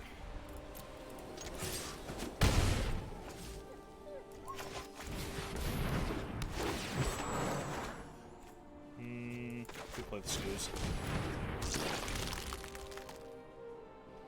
Nice thing is if he plays another Nissa, we have follow-up with the Elspeth Conquer's Death, so we can at least take care of it. But it looks like they may be just drawn into land. Sure you don't want to run all that stuff in there? Might be fun. I'm gonna get a... get another black source, just to be safe. Yeah, we're getting another black source.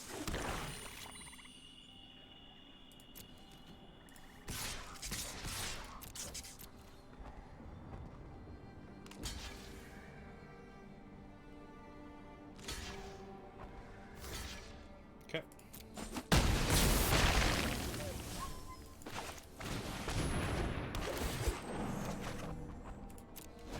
So now the one thing that kind of scares us is Storm's Wrath. But that would be a sideboard card.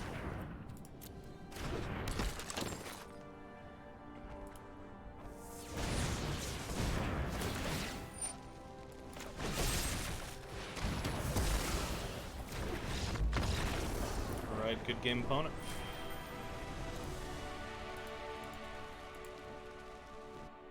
That played out a little bit better. Didn't get to see any of the Bosri's lieutenants, which kind of sad. Those are good against so many cards in the meta right now.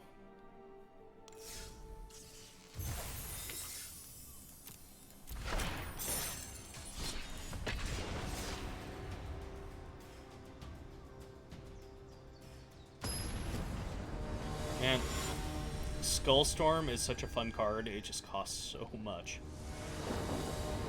But the whole kind of storming cards, that whole commander cycle was a lot of fun. Fury Storm is one of my favorite of those by far. Just because I'm a big fan of copying people's spells and playing what they're playing.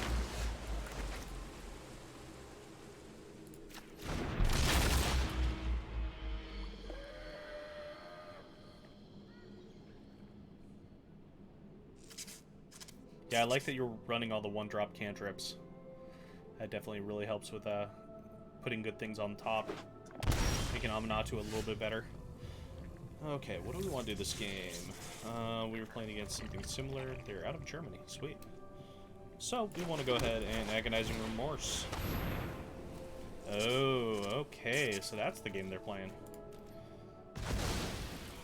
So our opponent's on Teamer, but they are on Teamer Flash. I'm really glad I had the Agonizing Remorse and started the hand. We can play this game completely differently now and play around all their spells, which is kind of what you gotta do.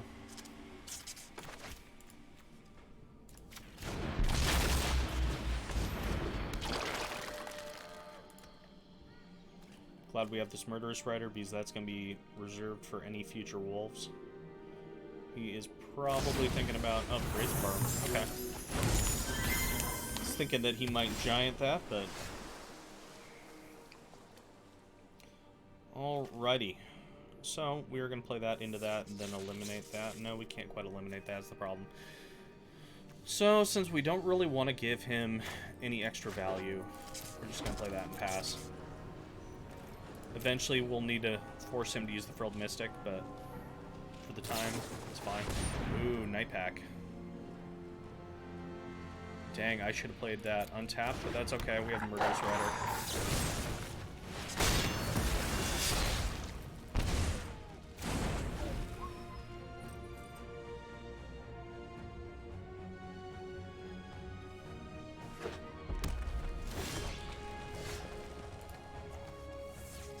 Now I have to ask, with the Karn in the list, are you using that as primarily a Null Rod, or do you have a Wishboard?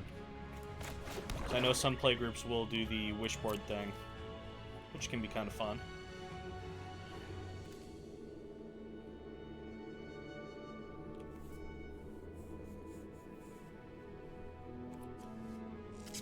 Fortunately, the consume half of this is a sorcery, which makes that slightly worse in this matchup.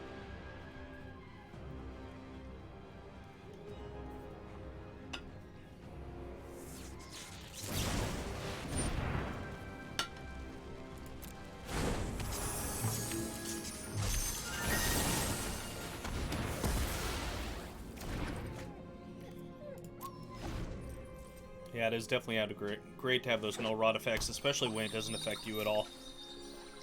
Not that your deck is super heavy artifact based. Fire this off to draw a card, see what it does. Yeah, sure. It's not doing much else anyway.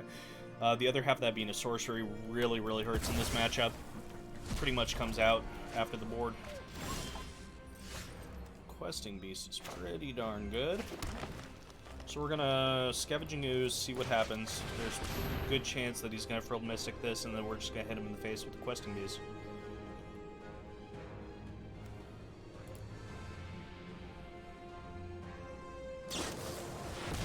Yep.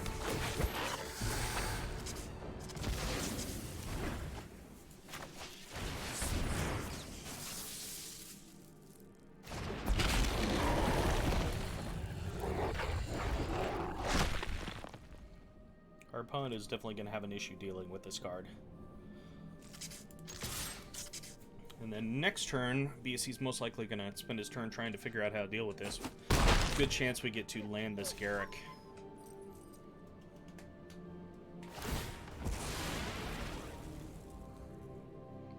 See if he gets a blue mana and uses another Brazen Borrower. Nope.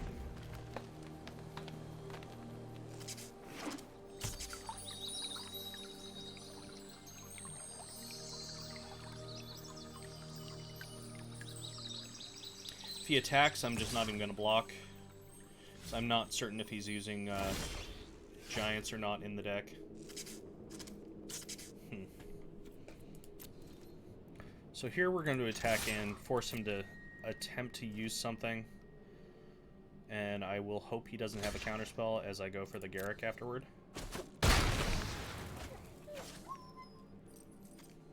Okay, he's not doing anything there, so let's play out the Murder Strider just to be safe. We really want to land this Garrick, so we have to force the other counterspells out of his hand. And we also can't play around a Quench quite yet.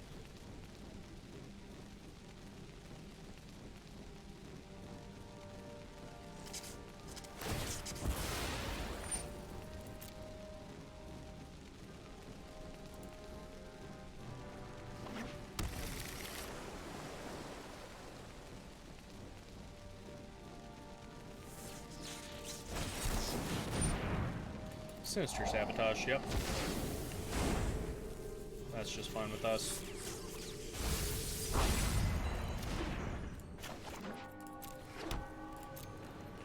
We're gonna end up cycling this Triome. Okay, Flame Sweep, yep. So he has this one draw to hopefully not draw into a counterspell, but he's not playing it, so... We'll see what we got going on here. Double Lieutenant, yeah, let's just go ahead and lead off on the Garrick. If he has the counterspell, he has the counterspell. That's just the way it is sometimes. Next turn, if we draw land, we can go Double Lieutenant. He didn't have it. Sweet. Listen to the crickets. That's my kind. We are the apex predators. Oh, geez. A friend of mine just sent me a picture of the months of card-related mail that they've been accumulating and haven't organized yet. He is a big fan of not only foreign cards, but foreign misprints. He had a great misprint Scrubland. That's one of the most beautiful cards I've ever seen. So there's some good stuff in this picture. Okay. Bring out some wolves. You're not scared of dogs, are you?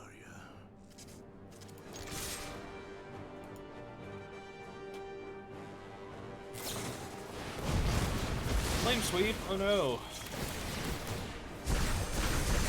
Sure, I'll take a look.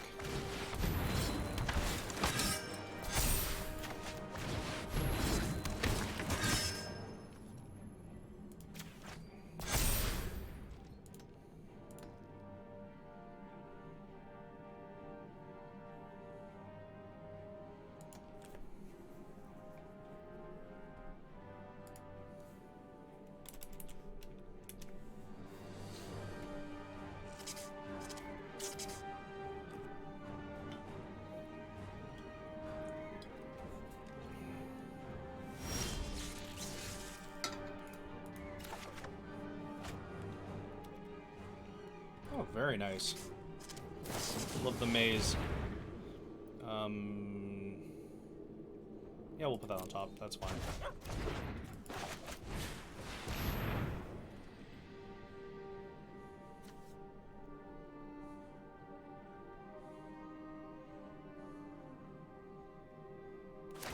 Nice Triforce background there. I can dig it. Ooh, okay, I'll take that in a second. I cannot protect you anymore.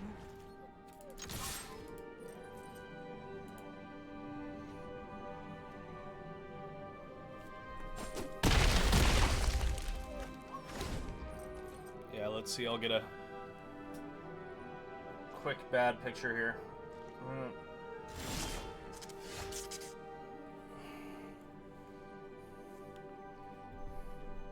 Have to send that over to myself later. am what they call monster. You master woodsman. Alright, so far this deck is cruising.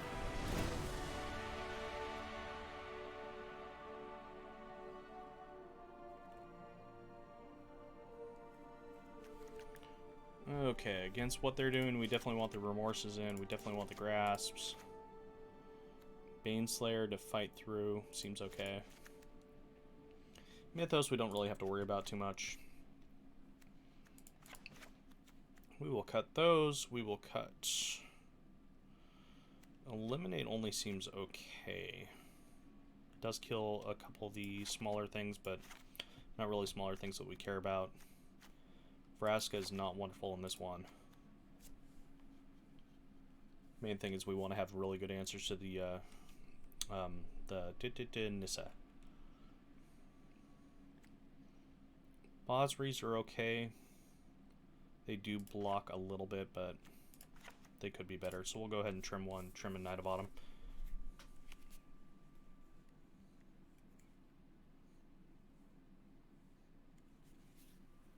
Try this again.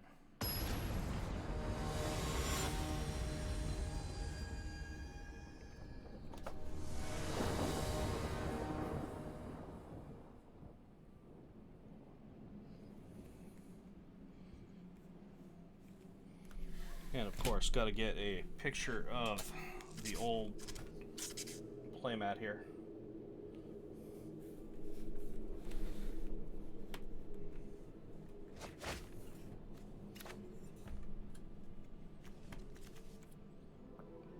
Okay, yeah, this one seems okay.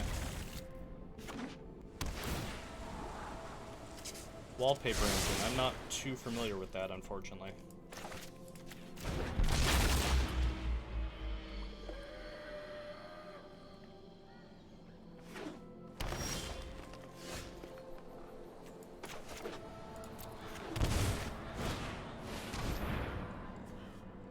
What do we got here? We got an Essence Scatter. That's kind of a thing. Night Pack is still our main problem here.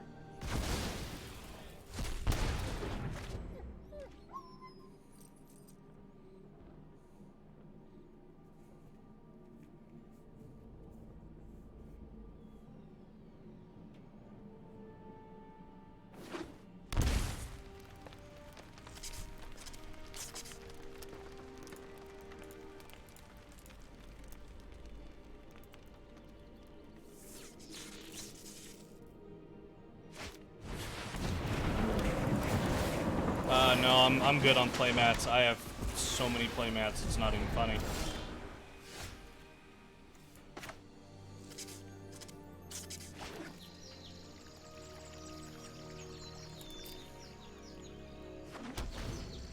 I probably have 20 playmats and I've only purchased like 3 of them.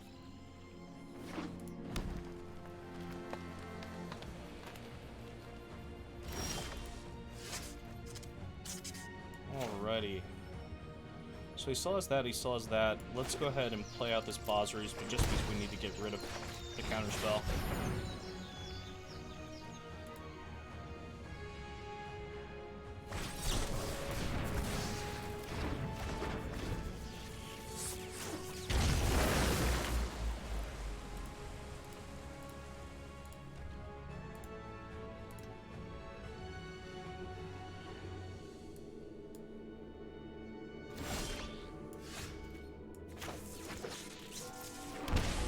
Okay, so the question is, do we Nissa or do we Baneslayer here? I feel like we need to Nissa. He's going to bounce whatever we do.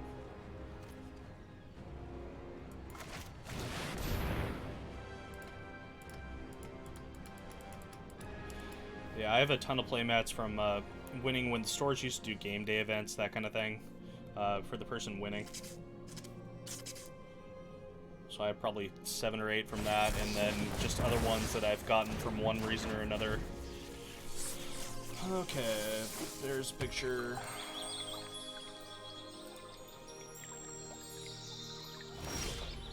Only half paying attention, huh? I'm not sure what went on. So he counterspelled that. He has that in hand, so let's go ahead and try and push this still.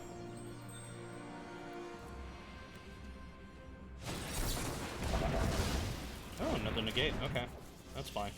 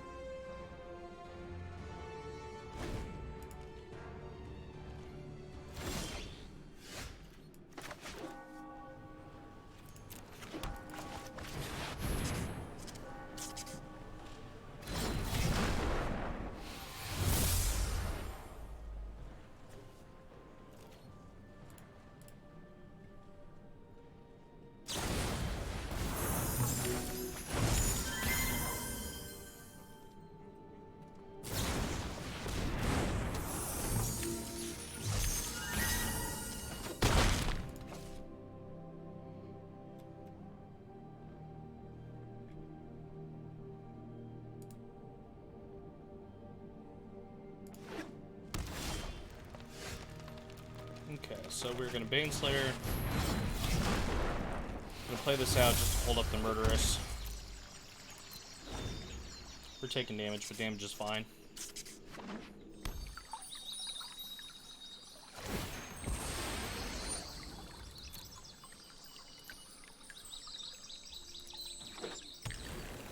Okay.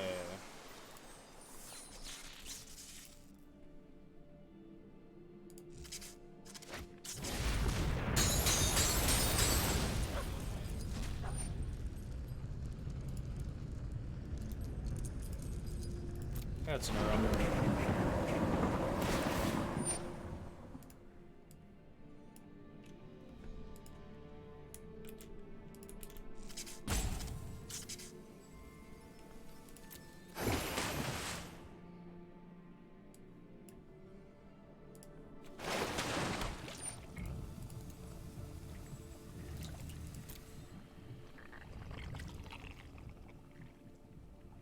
That's why we hold up this Murderous Rider, just in case something like this comes along that really causes us a problem.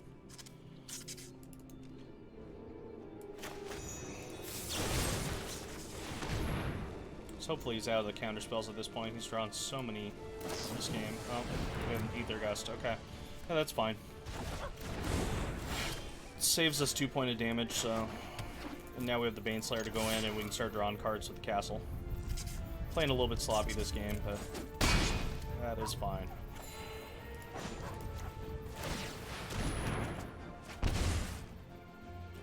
So, do we Elspeth to get rid of the Uro and then eventually bring back? Yeah, let's do it now. Let's get rid of the Brazen. It's the Uro, he's not going to be able to recast anyway. He's going to get the 1 out of it. And this sets us up to our Nissa a lot faster. We're just going to be gaining so much life.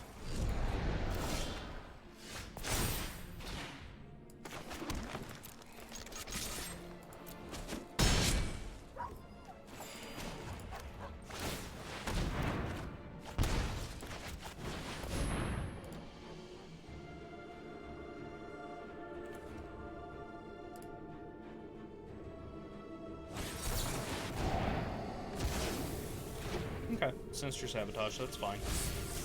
Preventing us from drawing a single card. I have no problems with that.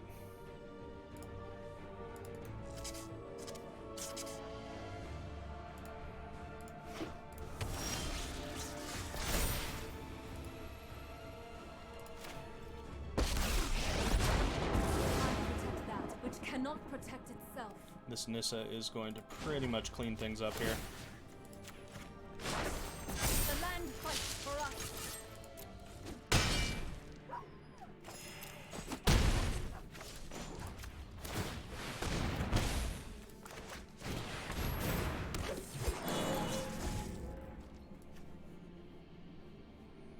Yes, I could Agonizing Remorse away the Uro there, but I'm not too worried about it. Even if he played the Uro, got to stick, he'd have to reel off several good cards there to really do it and get lucky. So we're going to go one more match with this and switch over to some Brawl. Okay. Maybe we should have started here today, having a little bit more luck.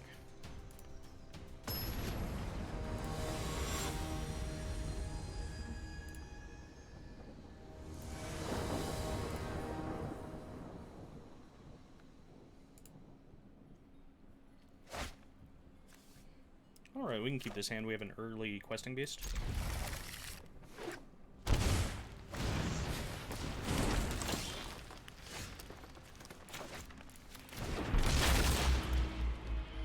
Yeah, I'll try and post an image in the VOD later of this beautiful Liliana playmat that I have. One of my friends went to PAX this last year. One of the last PAX that actually happened over at PAX West, and got the Liliana stained glass mat for me. I was super, super happy about that one. Okay, so we have more adventure. So we're just adventuring today.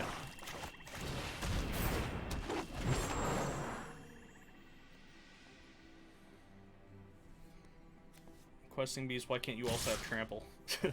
Death touch and trample's a little bit much. Don't want cards to be too good.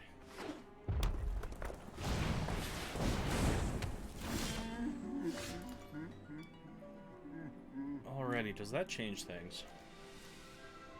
Love Struck Beast does block pretty well.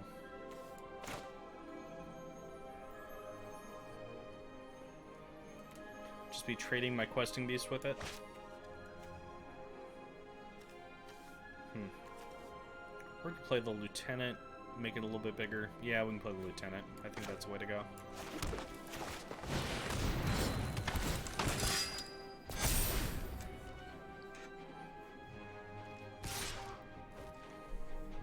No blocks.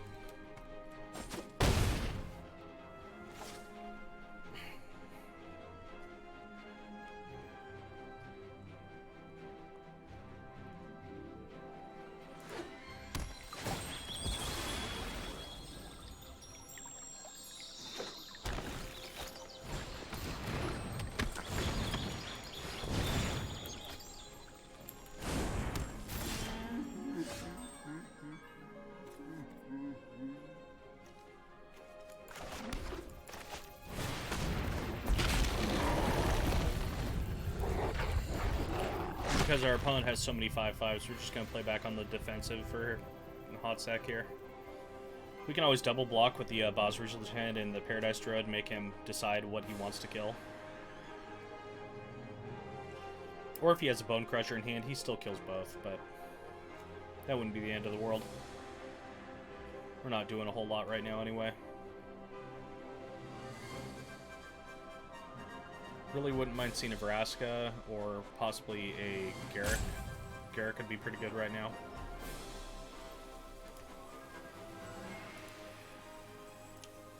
Alternate Art Sahili, always good.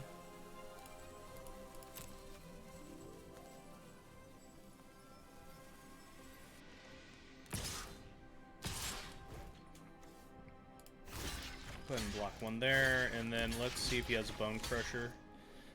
He could also possibly have a... No, he doesn't have Brazen Borrower. He doesn't have the right mana. Good chance he has the Bone Crusher.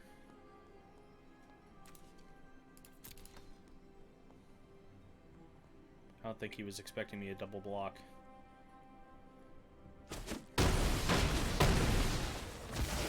Interesting. He killed the Paradise Druid. Okay. No.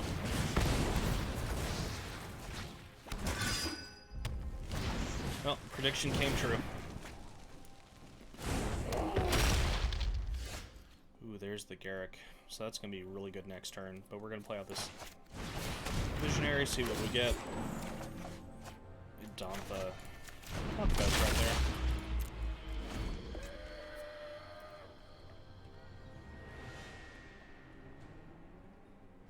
Good chance we just take the beats from the Bone Crusher for this turn.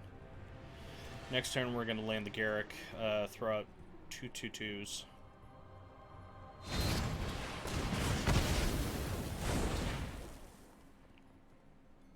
Yep, that's a little bit painful.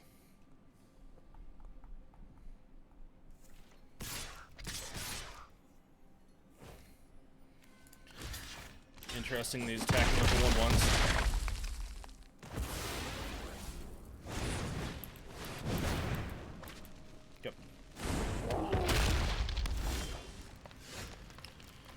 Ooh, Elspeth Conquers Death. Is that too slow?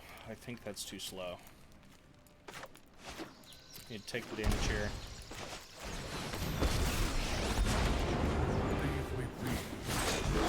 We are the apex predators. So unfortunately, my wolves are going to probably die here. Oh, interesting. So he's playing just a straight-up green-red. That is very different. We probably have an Ember Cleave here, then, is what that tells me. Yep. Okay. So I now know that I'm dealing against green-red aggro here. Haven't seen... or red-green aggro. Haven't seen this deck for quite some time. It's kind of fallen out of favor, to say the least. So we're going to go ahead and grab some Caskets, grab some Baneslayers. Noxious Grasp is okay. We don't need the Kaya. I don't think we want to go all three Noxious Grasp. Consecrate's bad in this matchup. Get rid of the Agonizing Remorse. Want to keep the Eliminates. Want to keep the Scoos. Knight is pretty good against them. Vraska can come out. Cut one Bosries, cut one Visionary. Try it like this. Liliana and Garrick might be too slow, but we're going to keep them in just for the heck of it.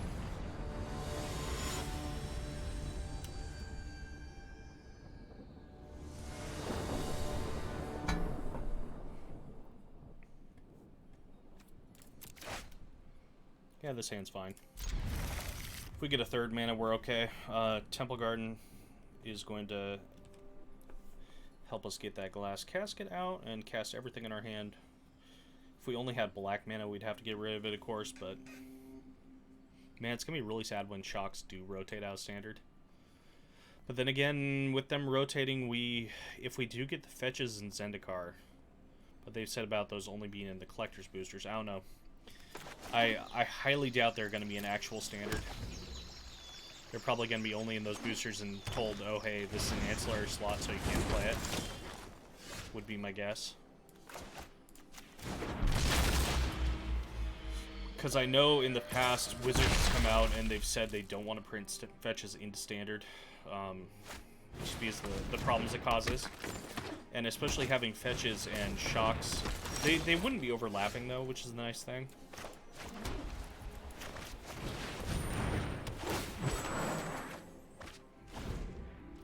Right, so gameplay in this game is go Baneslayer next turn, followed by Nissa. This card draw from the Innkeepers is a little bit annoying, but we'll deal with it.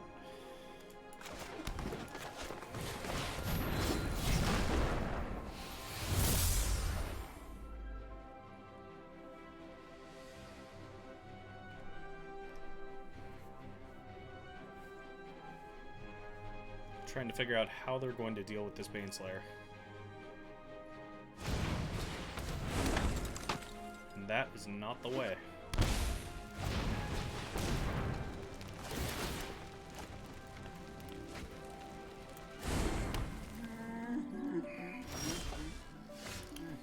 So now we need to question if we are going to Glass Casket an Innkeeper or Lovestruck Beast.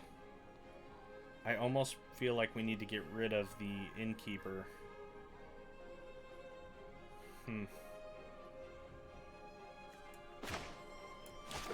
Difficult to say. One less Lovestruck Beast wouldn't be terrible, though.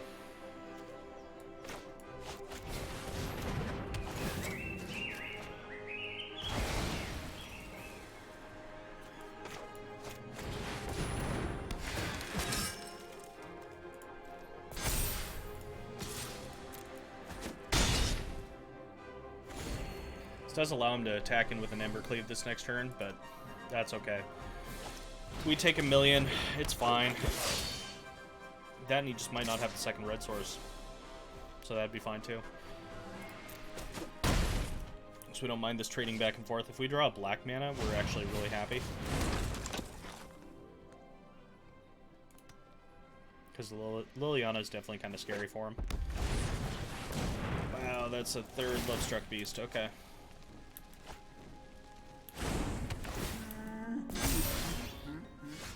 There's our black mana.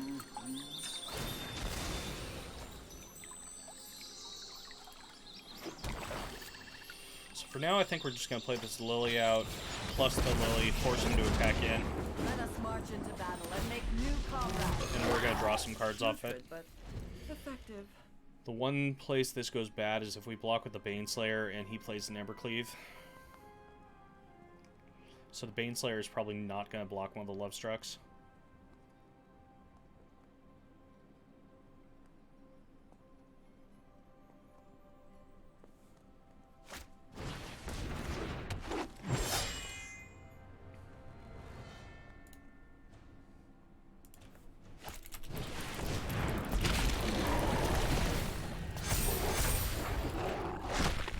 Okay, that's fine. We can deal with the Questing Beast. Our opponent is going really, really wide, though. But effective. We will not fail. Harness the elements. We are basically at the point, though, that we're telling our opponent, hey, you have to attack in here. Embercleave on the Questing Beast is going to be an issue. I will say that. But he's getting within about... He has 2 turns, because he has to deal with this Liliana, otherwise he's just screwed. Yeah, Embercleave giving the Questing Beast trample is a major issue.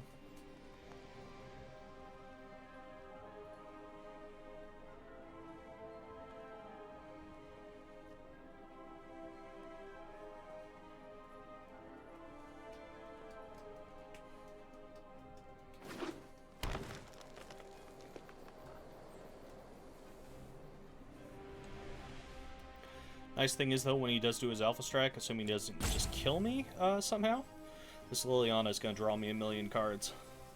Or like 6.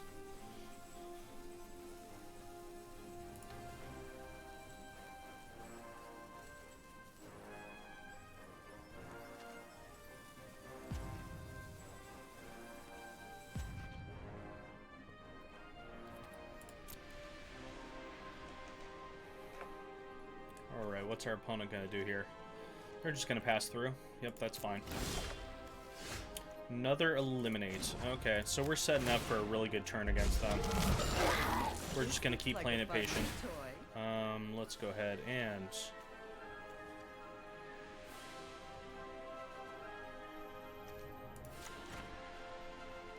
The land shall conquer you. I could play out this Nissa and get another blocker, but we're going to be fine. Because he absolutely has to deal with this Liliana here. If he can't, then he's just dead. So we're going to be seeing an all-out attack. Ooh, that's a problem. Okay, never mind. Just kidding, I was thinking it gave his things hexproof also, but it's only that and him.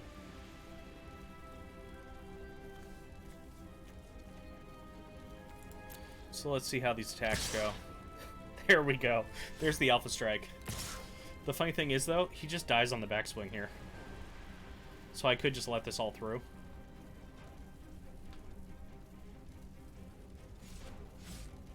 Okay. Keeping back some blockers.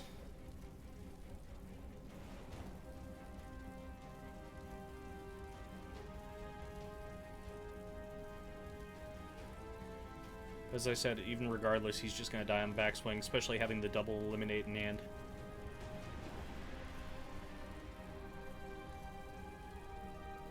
Or we could block a whole bunch and draw some cards, but yeah, there's no need.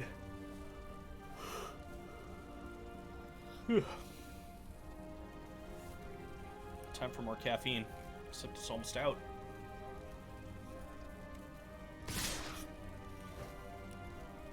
Okay, so he's sending all these things. I'm just gonna let Liliana die.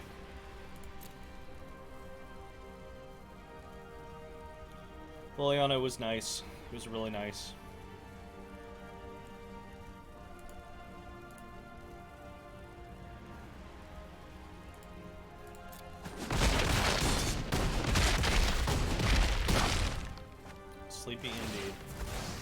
I will rise again. Stop! Alright, now we get to be real mean.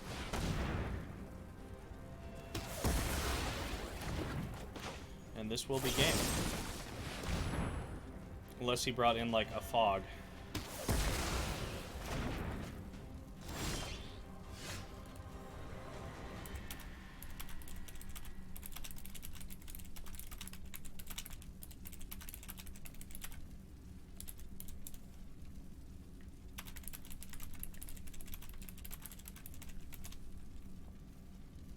Okay, so we're going to start off here.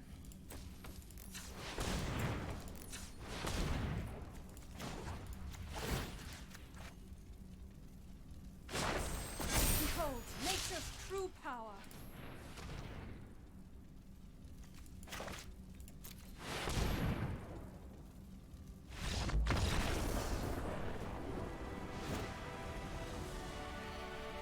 Okay, did we have anything else that we have to really worry about there? We'll bring in another Noxious Grasp, that's fine. Cut another Lieutenant, and we'll still call that good.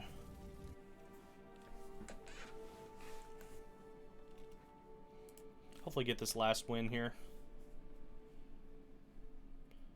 Wouldn't mind going 3-0 after going 1-4. This deck is definitely treating us a little bit better. We've been playing against a variety. We had Teamer and then Teamer Flash. And now we're against a red-green aggro. It'd be interesting with things getting more aggressive to go under Sultai to see if red-green aggro kind of goes back into that slightly more controlling role. Of, hey, we're slightly bigger than you, but still aggro. This hand is not good enough. That hand is not wonderful, but, you know, we'll keep it.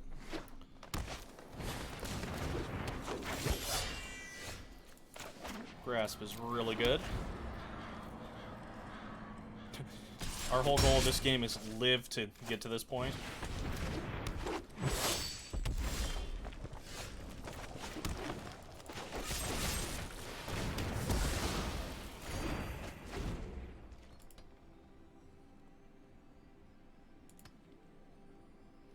And after we're done with this one, we will go over and play a little bit of Brawl for a little while to close things out here.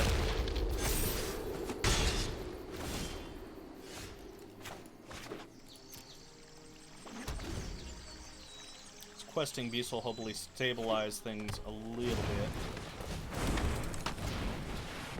Except for 5/5s don't hurt, or don't help. Not an untapped land, so we're going to be taking some damage. Yeah, we might be a little bit slow this game.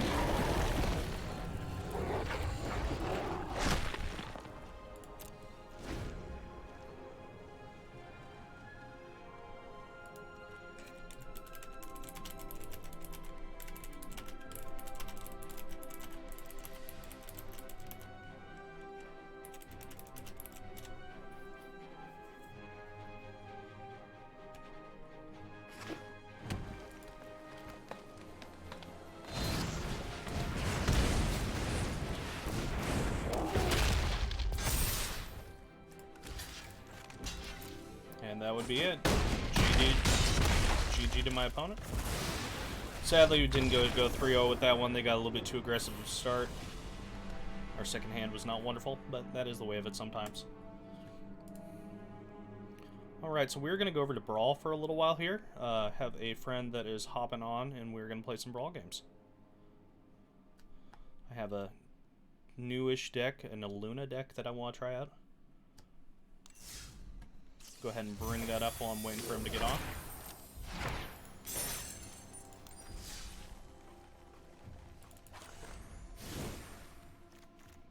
So this deck is primarily a combo deck. We'll see how it works. Basically, you have a lot of token makers, Perforos, amass tokens, things like that. And the whole idea is you want to combo into the Luna, get rid of cards over the top. You'll find the one non-land permanent that is a Thassa's Oracle, and you are hopefully going to be winning from there. So we'll see if this actually works out or not. Might be horrible. Might be okay. I have a feeling it'll probably be horrible. Knowing him, he's going to be playing a deck with some counter spells. so we'll have to time this right. We are playing some counter spells ourselves, some card draw. We have a mass manipulation in here to kind of steal their big permanents if they're on that kind of game. And then otherwise some control stuff. The Mythos, you can copy your own Thassa's Oracle, get extra triggers and things to protect it too. Alright, looks like he is on. So I'll go ahead and direct challenge here. And let me pull up a little bit of Discord audio really quick.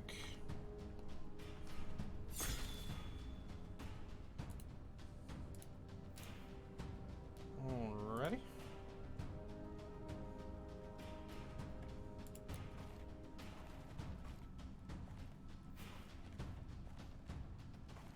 Hello, Jeff. You are live.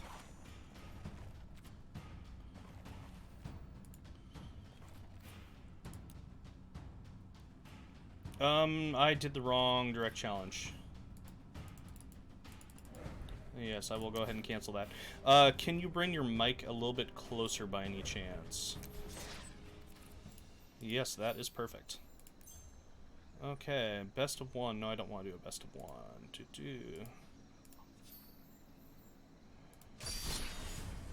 Direct challenge, challenge match, historic? No. Tournament? No. Deck type, brawl, coin flip. Yep, there we go. That actually works. Oh.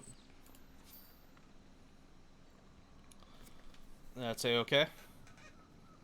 So, in the stream, went a pitiful 1-4 with blue-black flash, and then ran it back a little bit, went 2-1 with an Abzan mid-range deck, so that was kind of fun. That last game was real fast. Played against red-green aggro. Had not played against that in a while. And they... just depends. I have till a little bit before 5, so it's totally up to you. At 5 o'clock, I'm going to be cutting this stream off and then going over and joining Kevin on the Epic Gaming stream. Because I told him I'd play some Brawl with him tonight. Oh, so. Getting me with the Nissa right away. I see how it is. That's okay.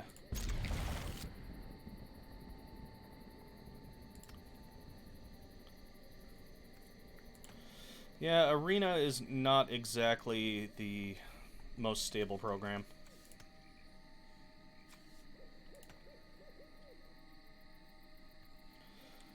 Have to say I'm a little bit scared of the fact that you're starting off on Nissa. I purposely didn't do that.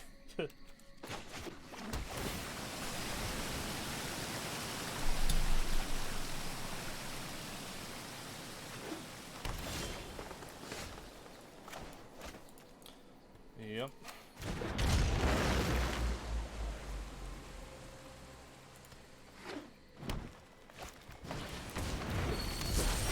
I'm gonna bring down my audio a little bit here on the game itself because it is pretty loud. Okay. Dealing with that boy. Well. No, I'm just gonna bounce it. I'm not really sure what I'm doing with this deck, but that's fine. The whole goal is just get up, mutate, call it good.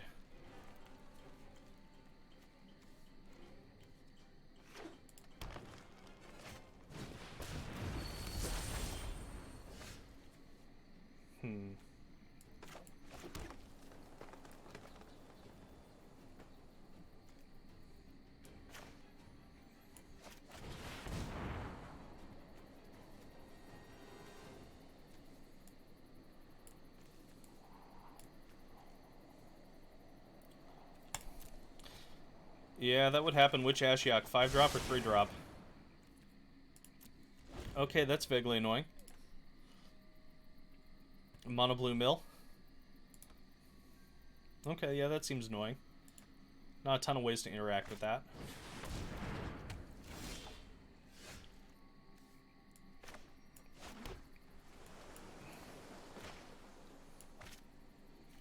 Well, if you missed your land drop, I think we just have to do this then. Let's go ahead and tap it right.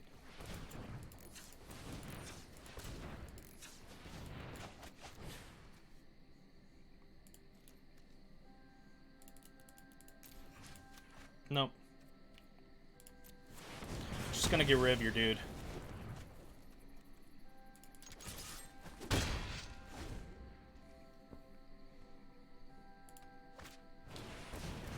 Okay.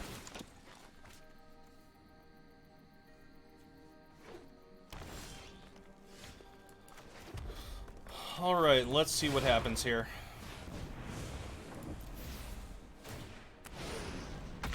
I have a feeling it's not necessarily going to work out the way I want it to. It's not terrible. Okay.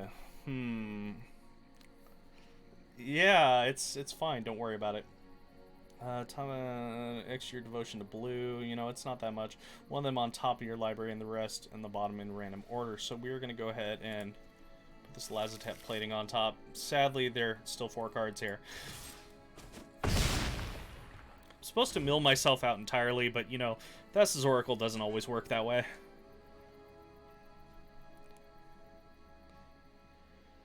So this is basically your single turn to deal with Thessa's Oracle.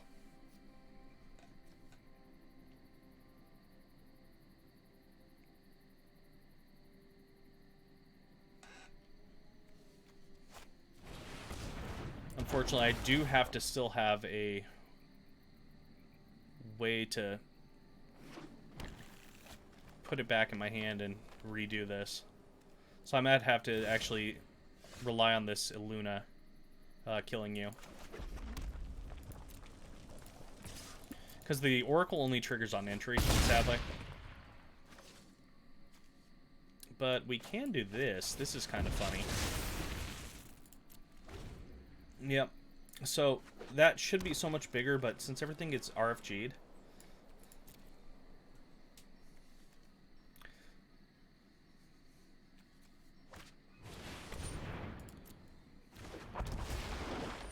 I mean, it's a reacher.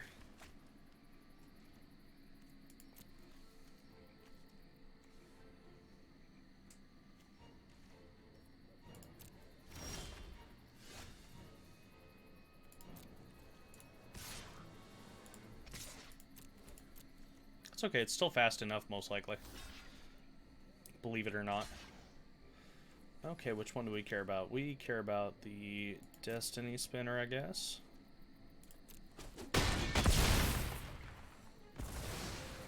Alright, he didn't block.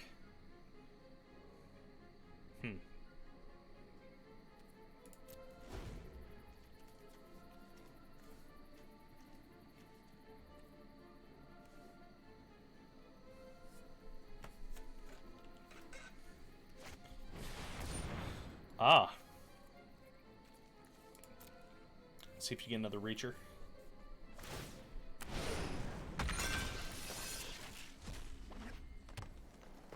That's not quite what you want to see there.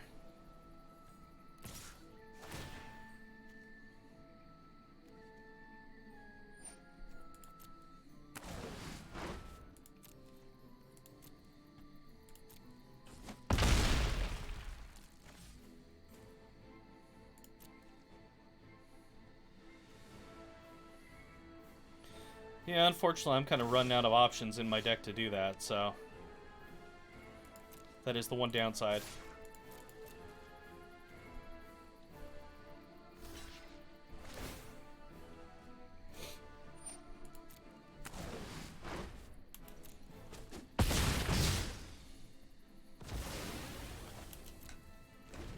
It's aggro combo deck.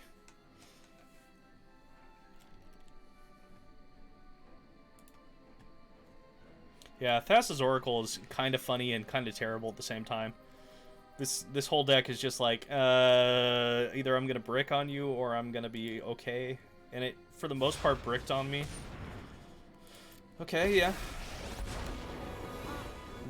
Nissa is not gonna get it done. The land fights for us. Ugh.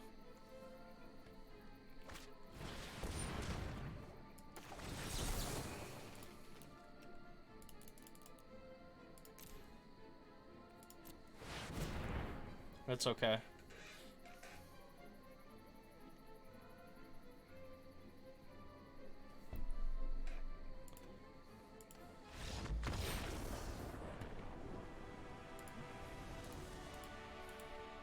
Okay.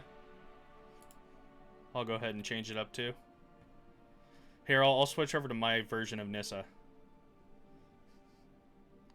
So we can keep up the Nissa versus Ilona.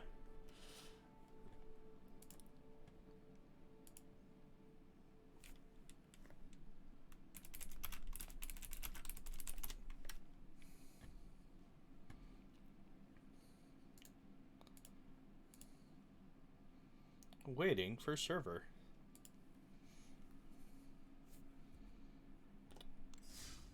There we go. It came back to life.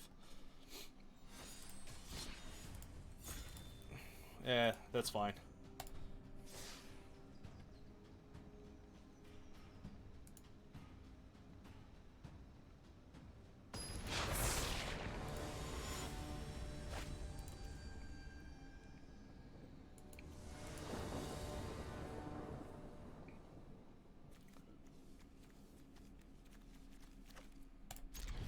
I'll keep this.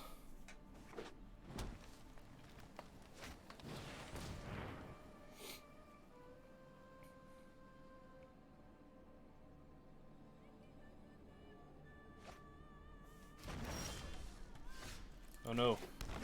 The dreaded island.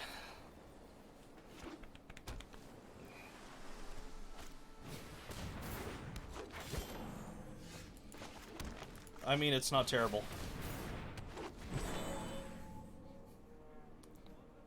Do what I can. You should totally attack with your Paradise Dread.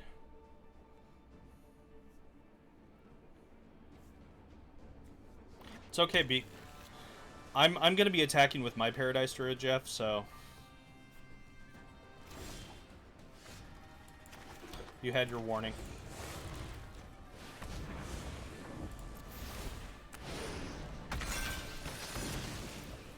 I mean, killing off the Omen is not the greatest thing in the world, but we'll take it.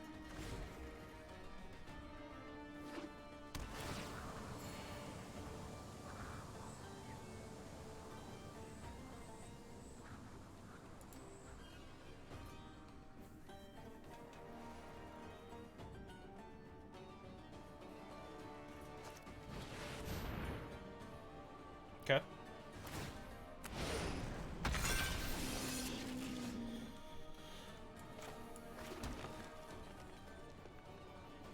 I mean, it's tempting. I could do this other thing, though. Yeah, because you are gonna be... Or I could play Nissa and then do that other thing. Yeah, let's do that. Unfortunately, Nissa's most likely gonna be dying here. Rise, my elemental friend. But, you know, that's fine. As I said, my Nissa can die now. But I'm hoping you didn't draw into a land. Which you did not.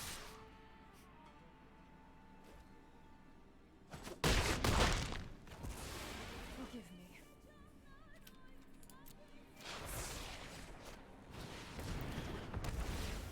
Prison Reef.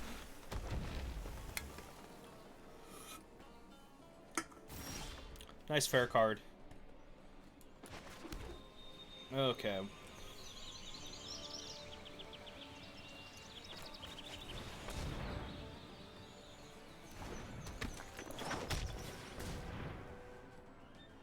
Then Temur Omnath. Well, I mean, pretty soon you're going to be able to see Sans Black Omnath, and we'll see how that one goes. It could be very interesting in the long run. Well, no Black Omnath. It's supposed to be white.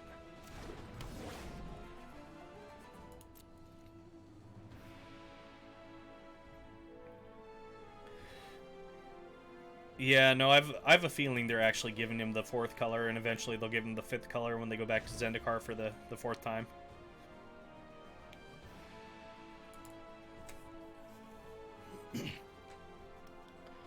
And at that point, when it's 5-color Omnath, he's going to be something just insane. Basically, make him like on the level of the Scion or the Ur Dragon, and just make him cost like 10.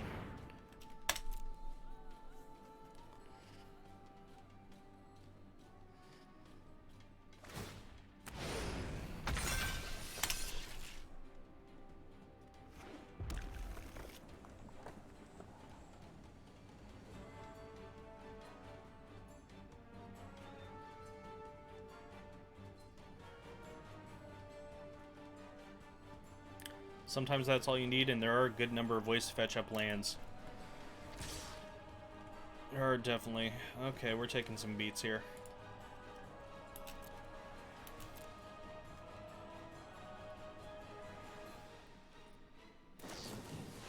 Ooh, Sea Dasher. Okay, well, I'm gonna draw a card too then. Let's take that one. That one's pretty good. It's fine. You get to draw one extra card off of this before it dies a horrible death.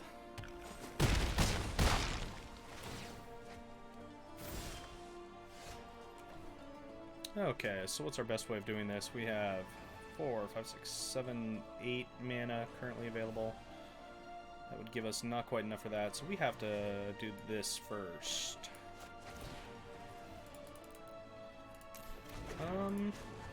No.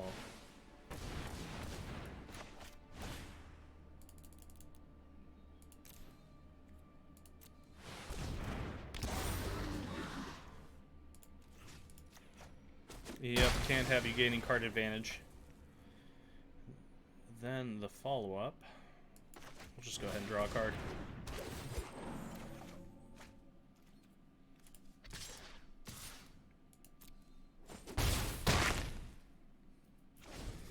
Gotta get that free point of damage. Ravager Worm. Okay, that's a little bit terrifying.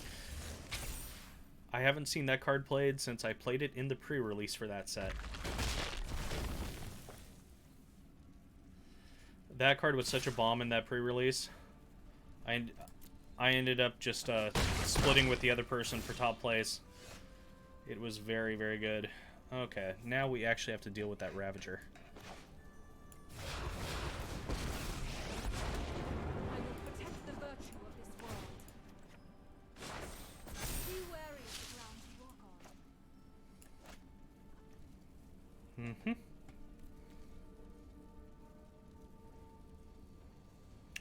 Yeah, trying to decide.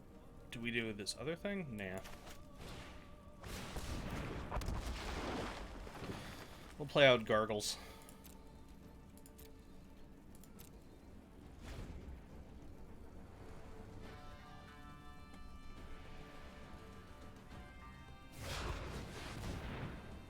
Yep, playing the old commander. As a big old flyer. The Leafkin. That's a nice hit. You going face with that?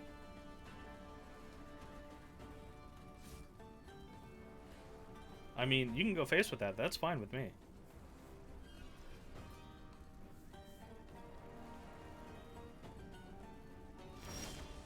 Oh, you're not even attacking. Okay, okay. Let's see if you're worthy. You fight like a city brat. Yeah, I guess.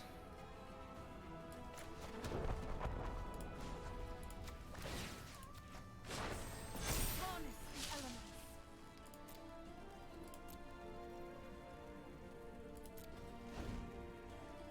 It's okay. These things happen.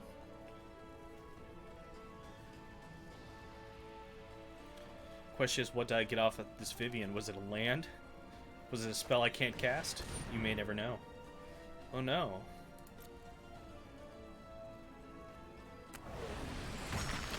You know me too well.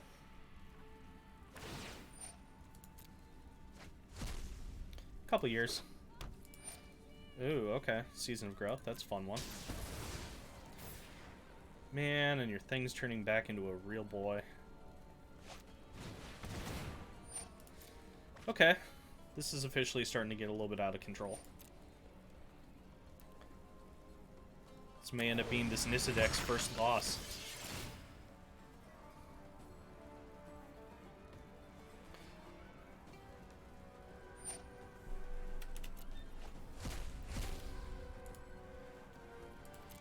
Okay, Arcane Signet. So far, not too much damage being done from that. That is the one nice thing.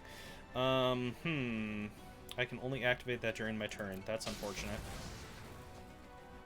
It's okay, I didn't need that tutu.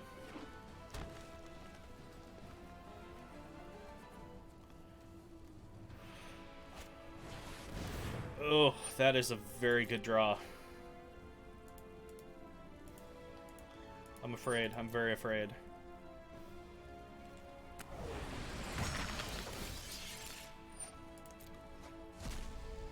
Am I in trouble? I'm in trouble. Frosty? Frosty's not nice.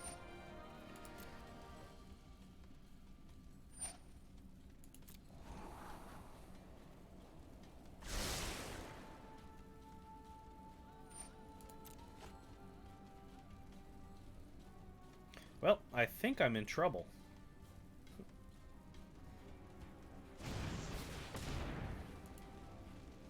Just ever so possibly.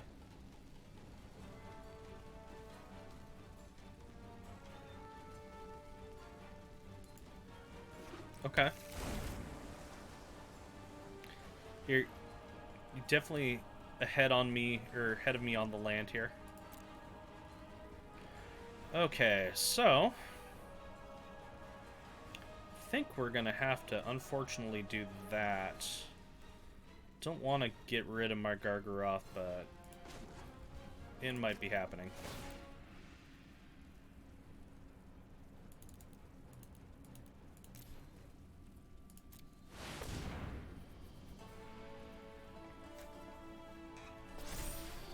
Yep, gotta get rid of this Aluna somehow.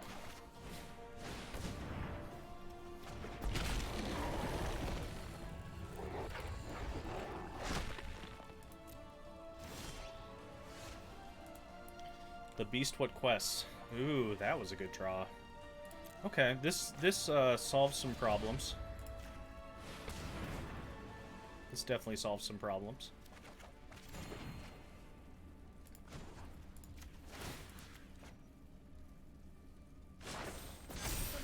Now I'm wishing I hadn't put so many counters on that. Okay, so just gonna take up all the mana I have and more, so we can make 8, 9, 10, 11, 12. So we're gonna go ahead and do this first. And we're gonna need 3 more.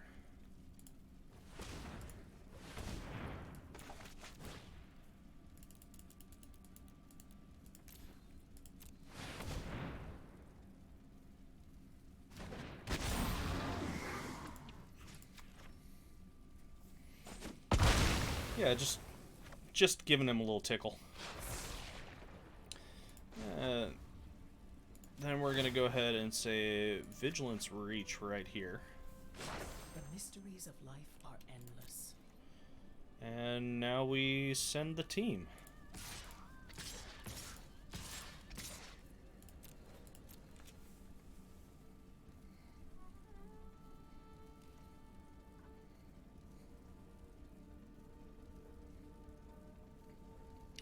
I mean, you just take it, right? It's only 17 exactly.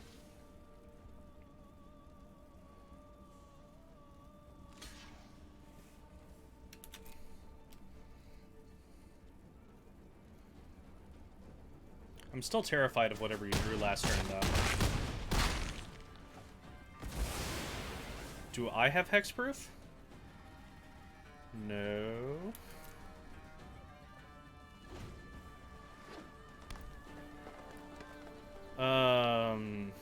That's also terrifying. No. Great. Do we have a Storm's Wrath happening or something else?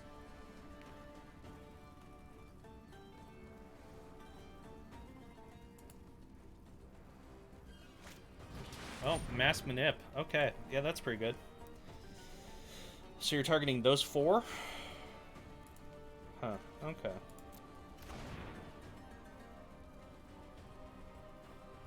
Yep, I mean, I have one in here somewhere. Just not right here, right now. Okay, all these things are bad for me. All these things are really bad for me.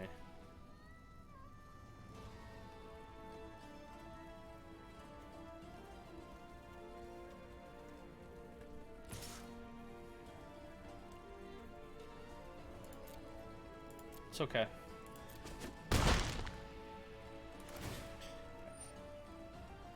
Oh, yeah, I should have blocked. I forgot about that little clause. Well, we have one card to draw to get out of this. It's not a terrible one. Yeah, what the heck.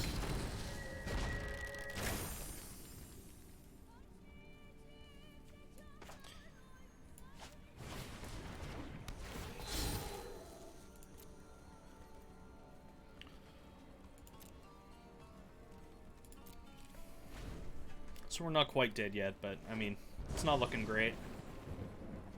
Definitely say it's not looking great.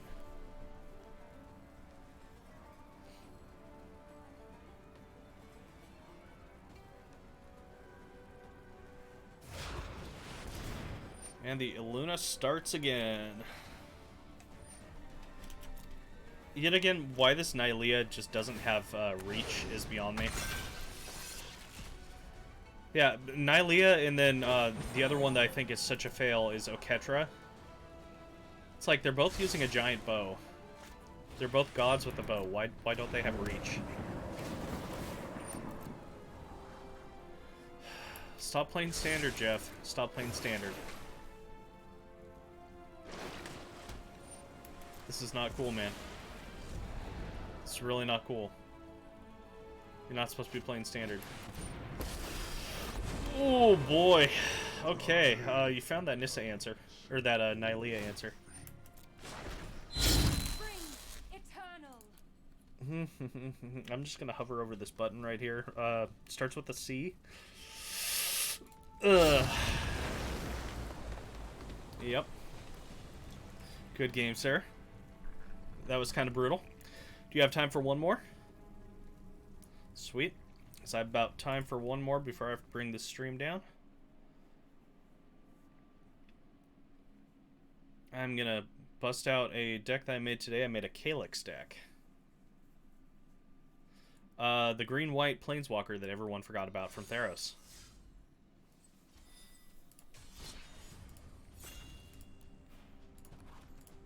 That saw play for all the week and then dipped down to being a $2 card. I was gonna say, I have so many foil Calyxes because they drop down so cheap and foil alternate art ones. So I'm like, the card basically reads Replenish, which I'm perfectly happy with in EDH. And Enchantress has always been a very popular way for people to play EDH.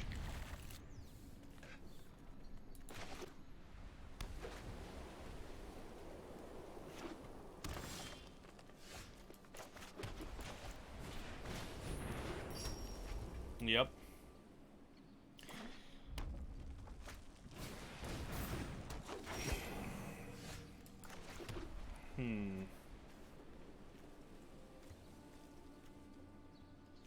Nah, it's fine. These things solve themselves.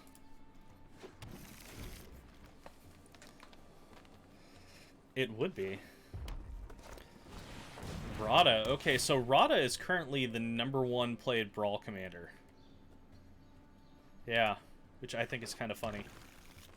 Haven't played against her yet. I could see her being very good though.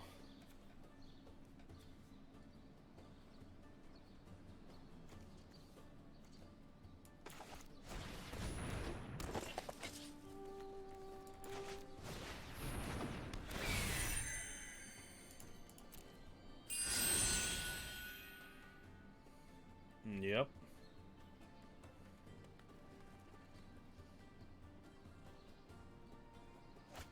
That's fine. And now you're gonna say I don't like this and point at the Nessian Wanderer too? It's fine. The Wanderer totally bricked on me last turn.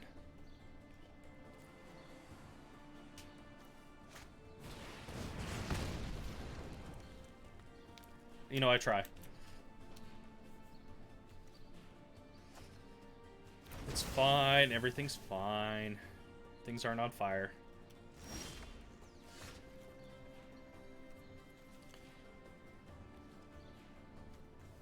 Yeah, I don't know why you haven't played Rada.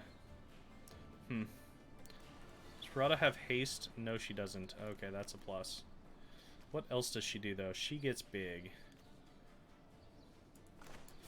Well, let's play the Calyx, see what happens. Will be brought to order by my hand.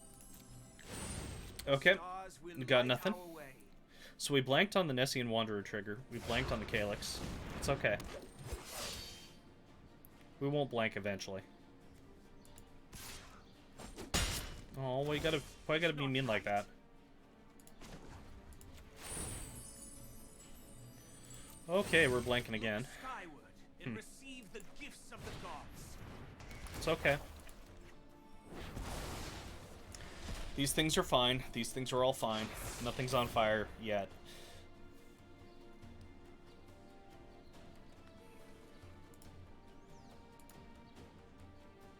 It's fine, Jeff. I don't like value. Who wants value?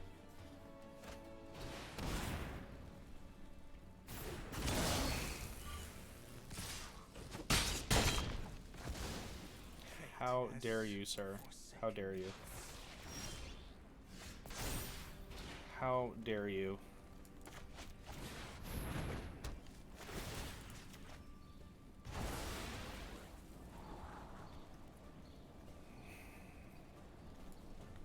Do I want the land? No, not really.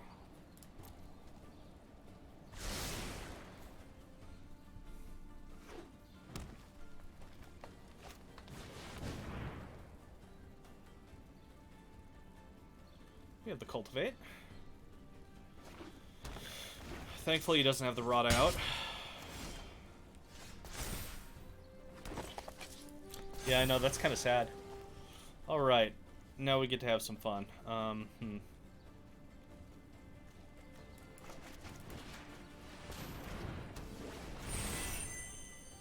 Hey! It's finally working.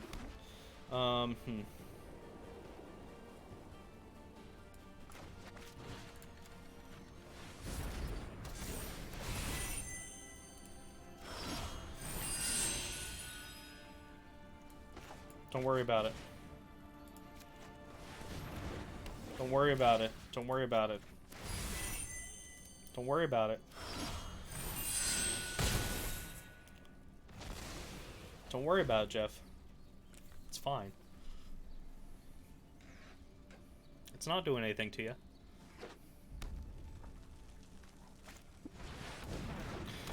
That's terrifying. Be a shame if somebody were to Vanishing Light.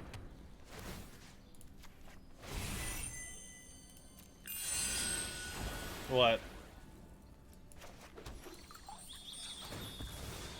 Yeah, excellent. So that means I just keep making this thing more and more giant and you just can't deal with it?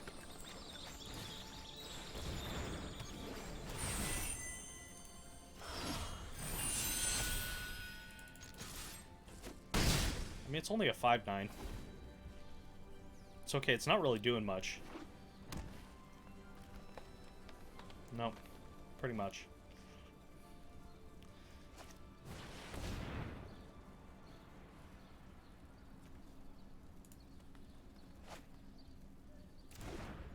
Forgot he... Oh, yeah, okay, that takes care of one of them. Which I think I know which one you're taking care of. That's unfortunate.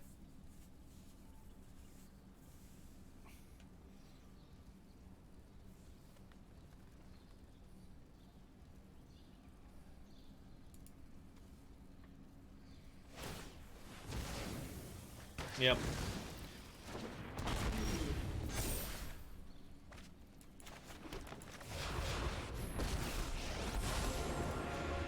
Follow their destiny.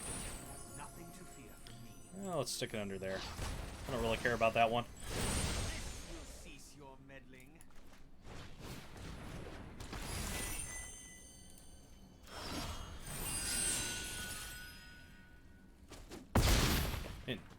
It's one of the very few. Yeah, I was gonna say, because the majority of the constellation cards definitely are enchantment creatures, so it's kind of a weird one.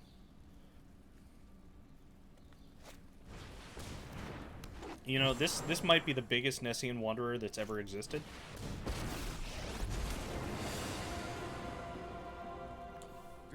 Yeah.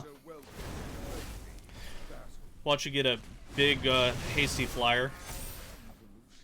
Or not.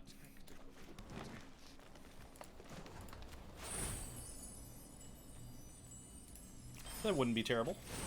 The patterned future appears before me.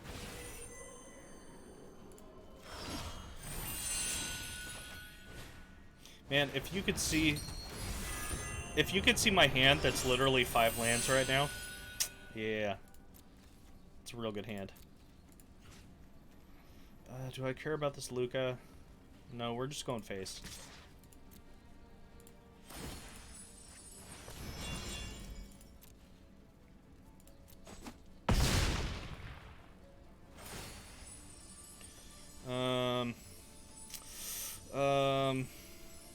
Yeah, let's just keep the hype train going.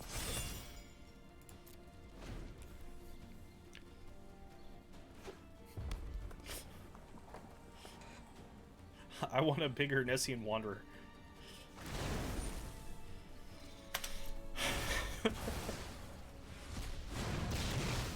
Hey, I mean, normally that's a pretty good card. Right now, I'm not so sure. I'm not sure it's going to get there. You got that Ravager worm you could always try and fight.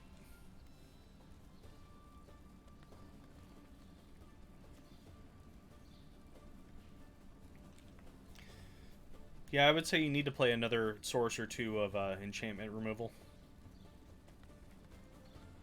Play it back to nature.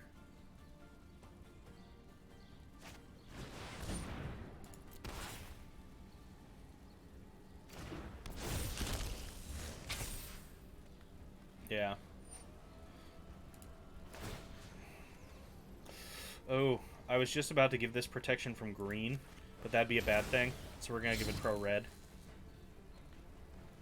So we might lose a couple enchantments there, which would not be happiness.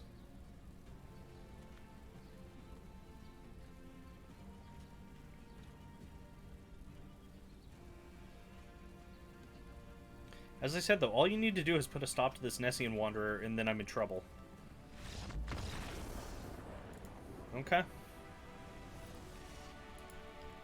That is understandable. Well, that is going to do it here. Thanks for joining me, Jeff. That was a lot of fun. We'll have to play some more games in the future. Excellent. Well, that is going to do it for me here. If you like what you saw today, feel free to hit that follow, hit that subscribe. You can also catch me sometimes over at epicgamingpdx.com. We are going to be doing some more Brawl streaming here in a little bit on the Epic Gaming PDX stream over on Facebook and YouTube tonight with my friend Kevin. Otherwise, yeah, that will do it for us. Have a good one. Thanks for joining.